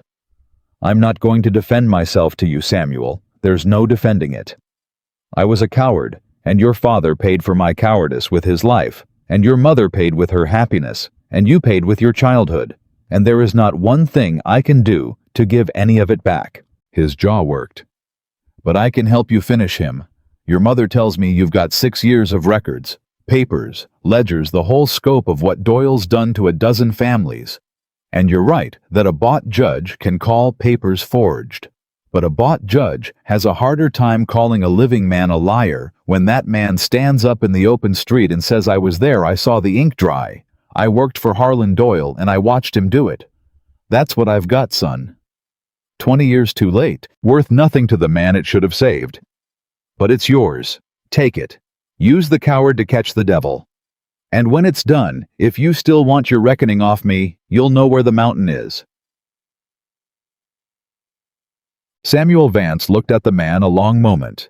Then he looked at his mother, who was weeping silently, with her hand pressed to her mouth. Then he looked back at Cole, and something in the young man's face, some fever that had been burning in him for 6 years, seemed to gutter down, not out, but down-banked, made to wait. When it's done, Samuel said hoarse. When Doyle's hanged and my father's name is clean, then you and I will settle what's between us, Mr. Hendricks. I'm not saying what the settling will be. I don't know yet myself, but not tonight. Tonight I need the witness more than I need the reckoning. He drew a ragged breath. So put your hat back on, and come inside, because if we're going to do this tomorrow and do it right, then the 3 of us have got one night to make a plan that keeps my mother alive, and I've got a satchel of papers on my saddle that's going to change how you think this fight ends. Cole put his hat back on, and the 3 of them went into the cabin together, the widow, the son, and the coward. And Samuel Vance untied a heavy leather satchel from his saddle and set it on the table Cole had steadied with his own hands, and he began to lay out 6 years of a young man's secret war against Harlan Doyle, paper by paper in the lamplight, while his mother made coffee for the 3 of them, and the mountain man read over his shoulder. And what was in that satchel was worse and better than any of them had let themselves imagine. It was worse because the scope of Doyle's crimes laid out flat on a table was a monstrous thing. 20 years, a dozen families forged deeds and bought judges, and men run off their land, or run into their graves, an empire built entirely of other people's ruin. Ruth had to leave the table twice. Once she found the name of a family she'd known, good people gone, now driven out the same year as the Vances, and she made a sound Cole had never heard a person make, and went and stood at the window until she could breathe. But it was better too, because Samuel had done the thing that Cole in 20 years and Ruth in 20 years had never had the means to do. He'd made it undeniable. Not a widow's grievance. Not one man's memory. A stack of copied records, cross-referenced, dated some of them in Doyle's own hand, some of them sworn statements bought quiet from men who'd worked the fraud and wanted out from under the weight of it. And the crown of it, the thing Samuel laid down last and heaviest, a set of railroad papers, showing that Doyle's whole present scheme. The thing he'd been so jumpy about all spring was a plan to sell the Stolen Valley bottomland to the railroad for a sum that would make him one of the richest men in the territory. Which meant the railroad's own lawyers, hard men with no love for Doyle, and every reason to want a clean title, would care very much to learn that the land Doyle was selling them had been got by forgery and murder. That's the piece, Samuel said, tapping the railroad papers. That's the piece I've been missing a way to use. Because you're both right, the court's bought. The sheriff's bought. Half the valley owes him money. If we bring this to Doyle's own court, he buries it same as always. But the railroad isn't his. The railroad's a bigger fish than Doyle ever dreamed of being, and the railroad does not want to buy a murdered man's land and find itself in 20 years of lawsuits. So we don't take this to the sheriff. His eyes were bright now, feverish, the plan he'd carried alone for years finally spoken aloud. We take it past him. There's a federal marshal riding circuit out of Helena and a territorial judge above every judge Doyle ever bought. And I've spent the last of my money getting word to both of them that something's coming. They can't act on a rumor, but they can act on this. He spread his hand over the satchel. A living witness, a widow's testimony, 6 years of records, and a railroad deal that gives the whole territory a reason to care. That's not a grievance anymore.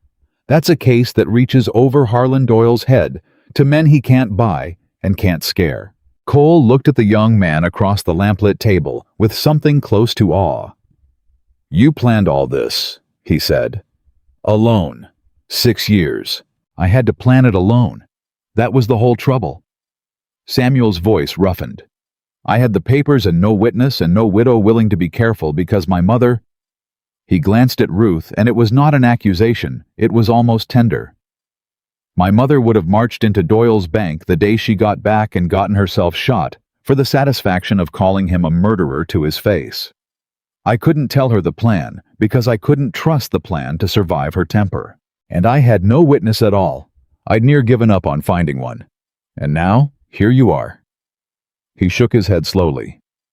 "The one man alive who can swear to the first forgery, the one that started all of it.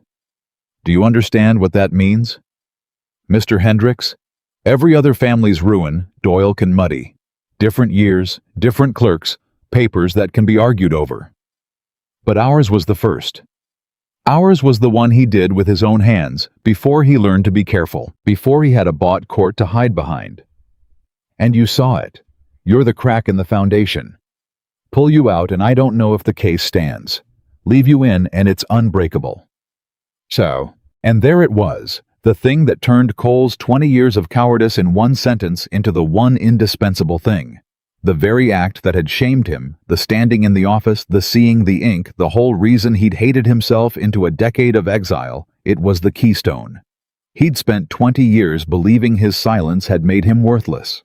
And now the boy he'd wronged was telling him that his knowledge, the knowledge he'd buried, was the single load-bearing stone in the whole edifice of justice. Cole had to stand up and walk to the window himself then, and stand where Ruth had stood and get his own face under control. "All right," he said when he could.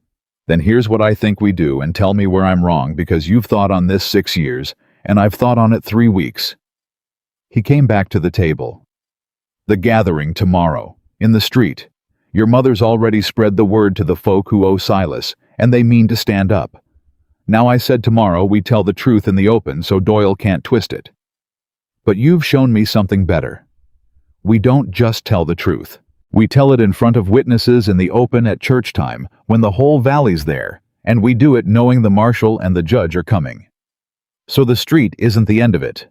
The street is where we make it impossible for Doyle to bury. 50 people hear the truth. Said plain, 50 people see the widow and the witness and the son stand up together, and then those 50 people can't unhear it. And when the marshal comes, he's not walking into a rumor. He's walking into a valley that already knows. He'll try to stop it." Ruth said quietly from the stove. "Doyle, when we start speaking, he won't stand there and let the whole valley hear it. He'll send his boys." "He will," Cole agreed.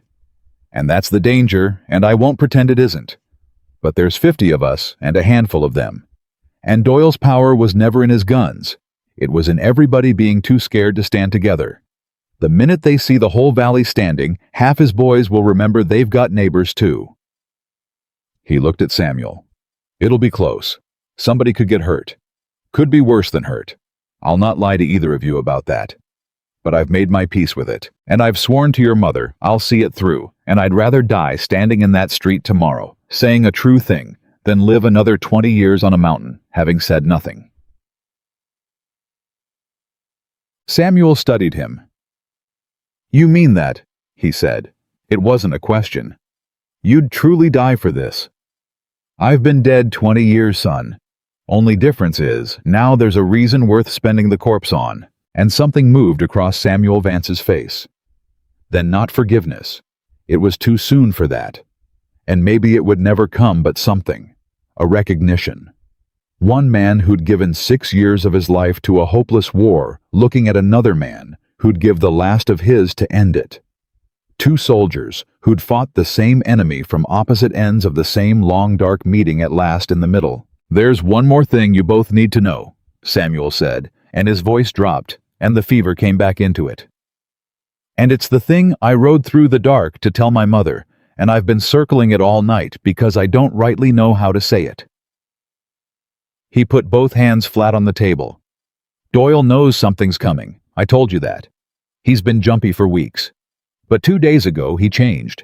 He stopped being jumpy and started being calm, and Mama, that's worse, because a jumpy Doyle is a scared Doyle, but a calm Doyle is a Doyle who thinks he's found his answer.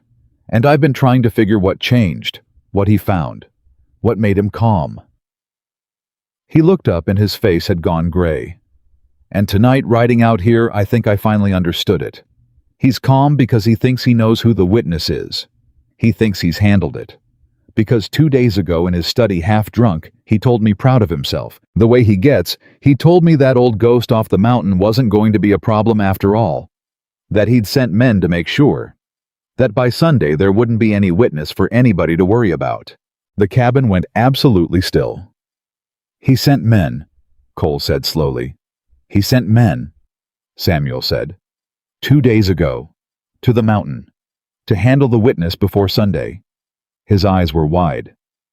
"Mr. Hendricks, where have you been the last 2 days?" And Cole Hendricks felt the floor tilt under him because he knew the answer, and the answer was that he had not been on his mountain the last 2 days. He'd been down in the valley, moving quiet from cabin to cabin, with Ruth spreading the word, riding home each night in the dark, and up again before light, spending almost no time at all at his own place on the ridge. Doyle's men had gone up the mountain to kill a witness who wasn't there. Which meant they'd found an empty cabin. Which meant they knew by now that the witness was somewhere else. Which meant that a calm Harlan Doyle, a Doyle who thought he'd handled his one problem, was about to learn that he hadn't handled it at all. And there was no telling what a man like that did when his false calm shattered. "They'll have found the cabin empty," Cole said. "2 days ago. They'll have reported back by now, which means Doyle knows I'm not on the mountain, which means he's looking for you," Samuel finished. "Right now, tonight, and the last place anybody's seen the widow Vance getting her firewood chopped is—" 3 heads turned toward the dark window at the same instant. And from somewhere down the valley road, faint but growing, came the sound that all 3 of them had been dreading without knowing. They dreaded it, the sound of horses. More than 3 this time. Many more. Coming up the road toward the cabin in the dead of night, coming fast, and coming together, the way men ride when they've stopped caring who hears them. And Cole Hendricks was already moving toward the rifle he'd left out in the grass, when Ruth Vance blew out the lamp and plunged the whole cabin into a darkness that suddenly felt very small, and very far from any help, and very full of the 3 people Harlan Doyle most needed dead before the sun came up on Sunday. In the dark, Cole Hendricks moved fast and low, and his voice came flat and certain the way it always did when everything else was falling apart. "Samuel, the satchel, every paper, where's your horse?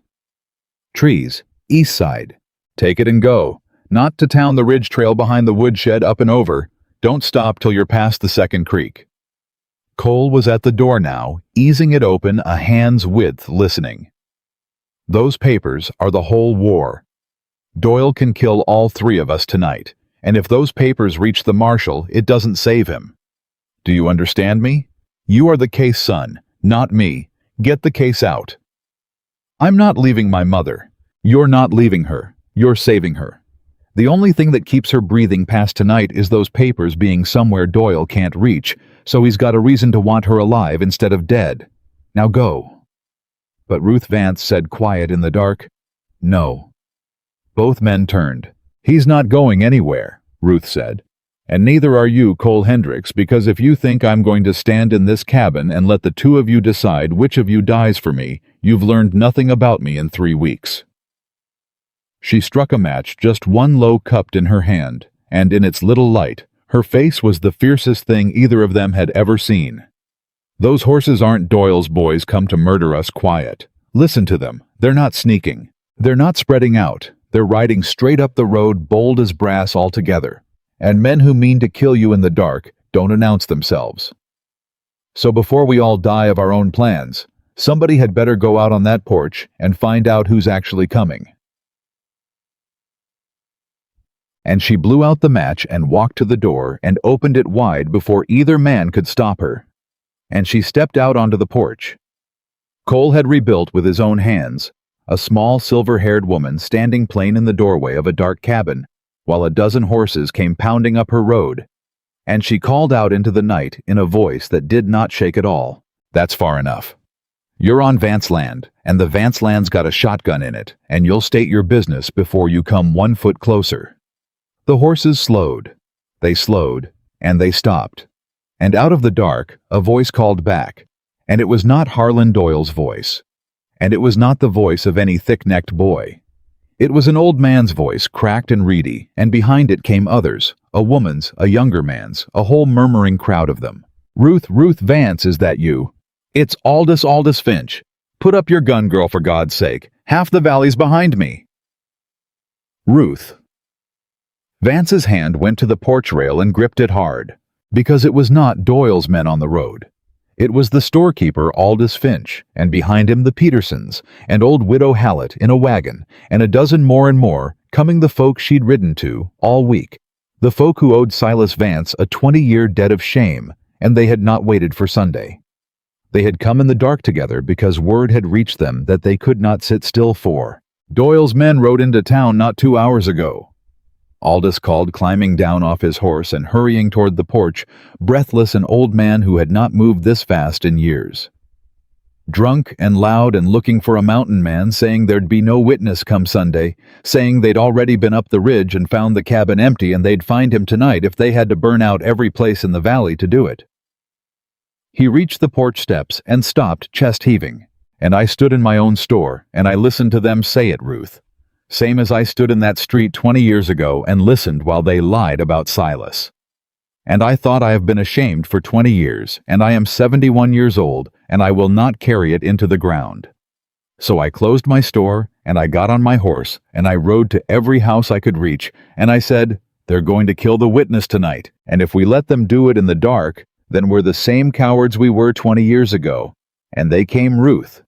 Look at them. They came."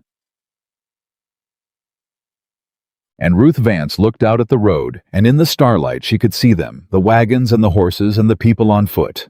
30 of them, 40 more arriving, even as she watched the whole quiet, ashamed heart of Cutbank Valley, risen up in the dark, and come to stand between Harlan Doyle and the man who could end him. Cole Hendricks came out onto the porch beside her, and Samuel came out on her other side, and the crowd on the road went murmuring at the sight of the big mountain man. The witness they'd all heard of alive and standing. And then someone lifted a lantern, and the light fell on Samuel's face, and old Widow Hallett cried out from her wagon, "Lord above, that's Silas's boy. That's Samuel Vance. He's the very spit of his father." And a sound went through the crowd then that Cole would remember to the end of his days. Not anger, not fear. It was the sound of 40 people, all recognizing at the same moment the son of the man they'd let be destroyed, grown come home standing on his mother's porch, and it was the sound of 20 years of buried shame finally breaking open into the open air. "They came for the witness," Ruth said. Her voice had gone thick. She was gripping the rail with both hands. "Cole, they came to stand for the witness." "No, ma'am," Cole said quietly. "They came to stand for Silas. 20 years late, same as me." Samuel Vance stepped down off the porch. He walked out to the edge of the crowd into the lantern light, and he stood where they could all see him. This young man who was the image of the dead man they'd wronged, and he lifted the leather satchel in his hand so it caught the light. "My name is Samuel Vance," he said, and his voice carried clear and hard across the whole dark road. "Not Reese. Vance. I took another name for 6 years because this valley made my fathers a curse, and I have spent every one of those 6 years and every dollar I ever earned gathering the proof of what Harlan Doyle did to my family, and to a dozen families like mine across 20 years in 3 counties. It's all here. Every forgery, every bought judge, every man he ruined, and every man he killed by ruining." He turned slowly so they could all see him. "And there is a witness, a man who worked for Doyle 20 years ago and saw the first forgery with his own eyes, the one that started all of it, the one Doyle did with his own hand before he learned to hide behind a bought court. That witness is standing on this porch. And come Sunday, in the open street of this town in front of God, and everyone, he is going to swear to what he saw. And I am going to lay these papers before a federal marshal and a territorial judge that Harlan Doyle cannot buy and cannot scare. And this valley is going to be free of him. His voice cracked at last. But not if we scatter tonight. Doyle knows the witness is off his mountain. He'll be looking. And the only thing on this earth that keeps him from murdering us all in the dark before Sunday ever comes is if we don't let ourselves be caught in the dark. If we stand together, right now, and don't stop standing together until it's done. For a long moment, the dark road was silent. Then Aldous Finch, 71 years old, took off his hat and said, "Then we'll stand. All of us. Right here tonight, and every night till Sunday, and Sunday too. Let Doyle send his boys. Let him come himself. He can't shoot the whole valley, not anymore. He only ever won because we let ourselves be alone." He turned to the crowd. "Well, we're done being alone, ain't we? We're done." And the crowd answered him. Not a cheer. It was too solemn a thing for a cheer, but a low, deep sound of 40 voices saying yes, saying we're done. And it rolled up off the road and over the cabin and up the black shoulder of the mountain, and Cole Hendricks stood on the porch he'd rebuilt and listened to a whole valley find its courage 20 years too late, and not one day too late, and he had to grip the rail himself to stay standing. Harlan Doyle's men came near dawn. They came the way Doyle's men always came, loud and sure, and expecting the dark to be empty. 6 of them with torches riding up the valley road toward the one cabin where they'd been told the witness might be hiding, and they came around the last bend and pulled up hard because the road was not empty. The road was full. 40 people stood across it in the gray First Light wagons drawn up wheel to wheel, and behind them on the cabin porch stood the widow, the son, and the mountain man, and not one soul among them moved or ran. The lead rider, one of the thick-necked boys from the street, sat his horse and stared, and his torch guttered in his hand, and he did not know what to do, because Harlan Doyle had sent him to frighten scattered people in the dark, and there was nothing scattered here, and the dark was going fast. "Go home," Ruth Vance called from the porch. "Go home and tell Harlan Doyle the valley's awake. Tell him the widow's got her son back, and the witness is alive, and half of Cutbank is standing in the road, and there's nothing in the dark for him to do anymore, because there isn't going to be any more dark. Sunday, we stand in the street. Tell him we'll be waiting. Tell him to bring his court and his sheriff and his lies, because this time the whole territory's going to be watching." The thick-necked boy looked at the 40 faces in the road, and he wheeled his horse and rode, and his 5 men rode with him back down the valley toward the man who'd sent them, carrying the one piece of news Harlan Doyle had spent 20 years making sure he'd never have to hear, that the people were no longer afraid. Sunday came clear and hot. They came into Cutbank from every corner of the valley, and they did not come sneaking. They came in their wagons, and on their horses, and on their own 2 feet. And they filled the street in front of the church where they'd broken Silas Vance 20 years before. And at the center of them stood Ruth Vance in her thin gray traveling dress with her chin up, and beside her stood her son, and beside him stood Cole Hendricks with his hat in his hand. Harlan Doyle came too. He had to. A man cannot own a valley by hiding in his bank while the valley gathers in the street, and Doyle knew it.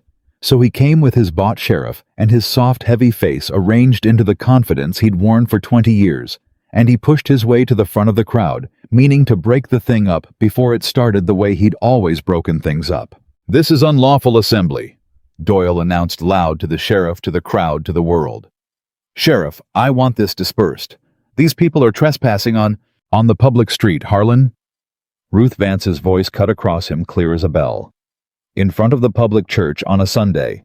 She turned to the crowd, and she did not raise her voice, and somehow that made it carry further. 20 years ago, you all stood right here, most of you. You stood here, and you watched them put my husband on his knees in this dirt and call him a thief. And you knew, some of you knew in your hearts, that it was a lie. And you said nothing. And Silas Vance died of it. She let that sit in the hot morning air. "I'm not here to shame you for it.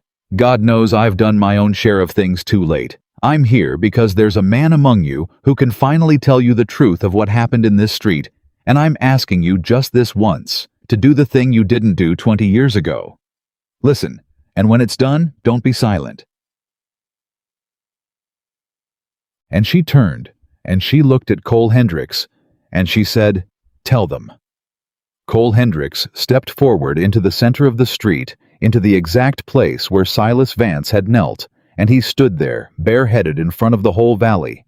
And the man who'd bought his silence, and for the first time in 20 years, he was not afraid. "My name is Cole Hendricks," he said. "Some of you know me as the man off the mountain, the one who never comes down, the one who never smiles. And you've wondered, I expect, what put me up there." His voice was steady, and it was terrible in its steadiness. "I'll tell you what put me up there. 20 years ago, I was 19 years old, and I worked for that man." He lifted his hand, and he pointed plain at Harlan Doyle.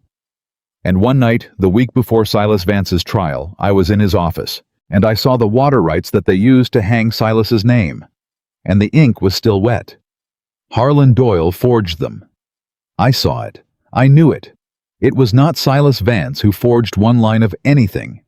It was that man sitting right there, and I watched him do it. And when they stood Silas up in this very street and called him a thief, I stood in that crowd with the truth in my mouth, and I swallowed it. Because I was young, and I was poor, and I was afraid of what he'd do to me." His voice did not break, but something behind it did. "And Silas Vance died believing no honest man in this valley knew he was innocent. That is the thing I have carried up that mountain for 20 years. That is the reason I never smiled. And I am standing in the spot where he knelt to tell you all too late for him, but not too late for the truth. Silas Vance was an innocent man, and Harlan Doyle is a forger and a thief and a murderer in all but the pulling of a trigger, and I will swear to every word of it before any judge in this territory." The silence in the street was the silence of 40 people not breathing, and then Aldous Finch from the crowd said, "I sold them the rope." His old voice shook. 20 years ago. Doyle's boys came into my store and bought the rope they carried in this street to scare Silas Vance, and I knew what it was for, and I sold it to them, and took their coin and said nothing. I've been ashamed every day since, and I say now before all of you Cole Hendricks is telling God's own truth. I saw enough to know it then. I was just too much a coward to say it. And then Widow Hallett. My Tom would be alive if Silas Vance had lived to help him work that flooded bottom. Silas saved my husband's life once. I never told a soul because Doyle held my mortgage. I'm telling it now. And then the Petersons. And then a man Cole didn't know. And then another. One by one, up and down the street, the people of Cutbank Valley stood up and said the true thing they'd been ashamed to say for 20 years, and each voice made the next one braver. And Harlan Doyle stood in the middle of it, turning slowly, watching his valley of frightened debtors transform in front of his eyes into 40 witnesses. And his soft, heavy face began at last to come apart. "Sheriff," Doyle said, and his voice had gone high and thin. "Sheriff, arrest that man, Hendricks. This is slander. This is a conspiracy. I'll have every one of you." "I don't believe he will, Mr. Doyle." The new voice came from the edge of the crowd, and it came from a man on a horse. A hard, lean man with a star on his coat that was not the bought tin star of Cutbank's sheriff, but a heavier, colder thing. And beside him rode an older man in a black coat, with the look of a judge who had never in his life been bought and did not intend to start. The crowd parted for them. Samuel Vance had gotten his word out. The federal marshal out of Helena had come, and the territorial judge above every judge Doyle owned, and they had ridden into Cutbank, quiet at the back of the crowd, and heard the last 10 minutes of it with their own ears. "Harlan Doyle," the marshal said, swinging down off his horse. "My name doesn't much matter to you, but the paper in my saddlebag will. A young man named Samuel Vance sent word to Helena some weeks back that there was a fraud in this valley 20 years deep, and he had the records to prove it and a living witness besides. I came to see, was it true?" He looked around the street at the 40 faces, at the widow, at the son, at the mountain man standing in the place where Silas knelt. "I've heard enough standing here to know it's true. The records will settle the rest. Harlan Doyle, you're under arrest, and you'll answer for it in a court that sits in Helena a long way from any judge or any sheriff you ever bought." Doyle's bought sheriff took one look at the federal marshal and the territorial judge and unbuckled his own gun belt and set it in the dirt, because a bought man is loyal only as long as the buying holds, and Doyle's buying had just run out. And Harlan Doyle, the man who had owned a valley, who had built an empire out of forged deeds and broken families, who had ruled 20 years on the single certainty that everyone who could hurt him was too afraid to try, stood alone in the middle of the street. He'd ruled, and there was no one left to buy and no one left to frighten, and the whole valley watched the marshal put irons on his soft, heavy wrists. He didn't go quiet. Men like that never do. He was still shouting as they led him to a horse threats, promises, the names of powerful men, and not one soul in the street so much as flinched, because 40 people who have finally stopped being afraid have nothing left to give a man like Doyle, not even the satisfaction of their fear. And then he was gone down the road toward Helena between the marshal and the judge, and the street was quiet, and it was over. It was over. Samuel Vance turned to his mother, and for a moment neither of them moved. 20 years and 6 years, and one terrible lie all standing between them. And then Ruth Vance opened her arms, and her son came into them, this grown man who was the image of the husband she'd buried, and she held him in the middle of the street where his father had knelt, and she said into his shoulder over and over, "You never turned, you never turned, my boy never turned." And Samuel wept like the 14-year-old he'd been the day they'd run him out of this valley, and 40 people looked away to give them the privacy of it, and the July sun came down warm on the two of them holding each other at last. Cole Hendricks stood a little apart, hat in his hand, and watched them, and did not intrude, because a coward who'd helped break a family did not get to stand in the center of its mending. He'd said his piece. He'd told his truth. The keystone was pulled, and the empire was down, and Silas Vance's name was clean, and that was more than Cole had ever thought he'd live to give. He figured his work was done. He figured he'd get his horse and ride back up his mountain now, the way he'd always ridden back up his mountain, and let these good people have their valley back. He'd got as far as untying his horse when Ruth Vance's voice stopped him. "And just where," she said, "do you think you're going?" He turned. She'd come away from the crowd, her son a few steps behind her, and she was looking at him with an expression he couldn't read. Her chin up, her hands folded in front of her, the way she folded them. "Back up the mountain, ma'am," Cole said. "It's done. You've got your son. You've got your name back. You don't need the—" "If you say the word coward one more time, Cole Hendricks, I will take that shotgun to you myself." She walked up to him closer than she'd ever stood, right there in front of the whole valley, and she looked up into his weathered face. "You listen to me. 3 weeks ago you stepped out of a crowd that wanted me gone, and you were the only soul in 50 who did. You didn't know then that you owed me anything. You thought I was a stranger. You just saw a woman standing alone, and you couldn't bear it, and you stepped forward." Her voice thickened. "That's not what a coward does. A coward stays in the crowd. You stepped out of it. 20 years too late to save my Silas, maybe, but not too late to save me.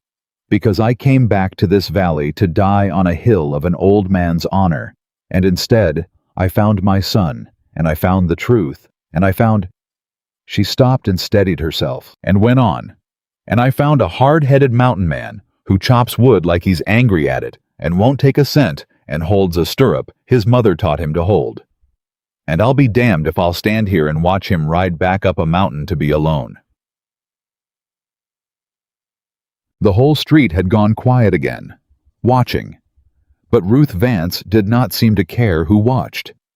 "You asked me a thing once," Cole said slowly. "On the porch, you said where was I 20 years ago, and I couldn't answer you then because the answer was too ugly. I know where you were 20 years ago." She reached up and she put her hand flat on his chest over the heart, the way she'd done once before. "I've made my peace with 20 years ago. It's gone. Silas is gone, and the man you were then is gone, and I'm too old to spend what's left of my life grieving things that are gone." Her eyes were bright and fierce and wet. "So I'm not going to ask you where you were 20 years ago anymore, Cole Hendricks. I'm going to ask you a different question. And I want a plain answer, because I've had my fill of men who won't say plain things." She took a breath. "Where are you going to be 20 years from now? Because I know where I mean to be. I mean to be right here in this valley on Vance land with my son close by and the name clean. And there's room on that land for a man who can mend a roof and clear a stovepipe and stand in a street and tell a hard truth. If he wants it. If he's done being alone." And Cole Hendricks looked down at the woman standing in front of the whole valley with her hand on his heart and at the son standing behind her, who gave him one slow nod. Not forgiveness, not yet, but permission. A door left open, and at the 40 people who'd found their courage 20 years late, and he understood that the mountain he'd hidden on for a decade had never once been a home. It had been a hiding place. A home was a thing you were brave enough to stand in the open for. "No, ma'am," he said, and his voice was rough. "I reckon I'm done being alone. Is that a plain answer?" "Plainest I've got." He put his hat back on his head, and then he took Ruth Vance's hand off his chest and held it in both of his big weathered ones right there in the street. 20 years from now, if you'll have me, I mean to be exactly where you are, mending your roof and chopping your wood and being buried when it comes to that, in this valley next to good people, with my name, my own, and my truth all told. I spent 20 years believing the best a man like me could do was hurt nobody by staying away from everybody. You cured me of that, Ruth Vance. You and your boy. You showed me the difference between being alone and being safe, and they were never the same thing at all. Ruth. Vance smiled at him. Then, full. No ghost of it, no killing it halfway. The first true smile he'd seen on her face in 3 weeks, and it took 20 years off her. "Well," she said, "it's about time." They were married that autumn in the church in Cutbank by a circuit preacher, with the whole valley crowded in to witness it. The Petersons and Widow Hallett and Aldous Finch, who gave the bride away, because there was no one living with a better right, and Samuel Vance standing up beside Cole as best man, which was its own kind of forgiveness, the kind that comes not in words, but in a man choosing to stand at your shoulder. Harlan Doyle was in a Helena prison by then, sentenced by the territorial judge on the strength of 6 years of a young man's records and 1 old man's testimony. And the valley bottomland went back to the families it had been stolen from, and the name Vance was spoken in Cutbank again, the way it had been meant to be spoken, with respect. Samuel stayed. He put his false name in the ground where it belonged, and he took the Vance land back, and he worked it, and he and Cole worked it together more often than not. 2 men who'd started as a wronged son, and the coward who'd wronged him and become across a season of hard, honest labor side by side. Something neither of them had a word for, but both of them counted on. Forgiveness, when it finally came for Samuel, did not come as a lightning stroke. It came the way the seasons come, slow and sure and unremarked. Until one day the young man looked at the old one across a field they'd cleared together and could not any longer remember what it had felt like to want him dead. And in the evenings, when the work was done, Cole Hendricks and Ruth sat out on the porch of the Vance cabin, mended now sound, now a real home now, and watched the light go long and gold across the valley they'd taken back. Sometimes Samuel sat with them. Sometimes half the valley did on a Sunday. And sometimes it was just the 2 of them, the mountain man and the widow who'd stopped being a widow, sitting close in the quiet with nothing that needed saying. One such evening late, with the first cool of autumn in the air, Ruth reached over and took Cole's hand, the way she'd taken it in the street, and she said, "You know what I keep thinking?" "What's that?" "That first afternoon, you standing in that street saying she's staying, and the whole town going silent." She squeezed his hand. "I thought you were a fool. I thought there goes a man about to lose everything for a stranger who'll only bring him grief." "You weren't wrong," Cole said. "I did lose everything. Lost my mountain. Lost my hiding place. Lost 20 years of being safely, comfortably dead." He turned his hand over and folded her small, strong fingers into his. "Best losses I ever took." Ruth Vance laughed low and warm, and leaned her silver head against the shoulder of the man who'd chopped her firewood, and they sat together on the porch in the gold and gathering dark. An old woman the whole town had once cast out, and an old man who'd been too afraid to smile, and the truth of what they'd made between them was as plain and as solid and as true as the mended cabin at their backs. Home was never the mountain. Home was never even the land. Home was the person who chose to stay and who was worth being brave for. And Cole Hendricks, who had spent 20 years believing he'd used up all his courage in one act of failing to speak, had found at the far end of his life that there had been enough left in him all along to build a whole new one. He had stepped out of the crowd, and it had cost him everything, and it had given him back the only thing that had ever mattered. The woman everyone rejected became the woman the whole valley came to for wisdom. The man who never smiled, smiled every single morning of the rest of his life. And Silas Vance rested easy at last, in a valley that finally knew the truth of him, watched over by a wife who'd kept faith, a son who'd come home, and a one-time coward who'd learned 20 years too late, and exactly in time, that the bravest thing a broken man can do is let himself be loved, and love back, and stay.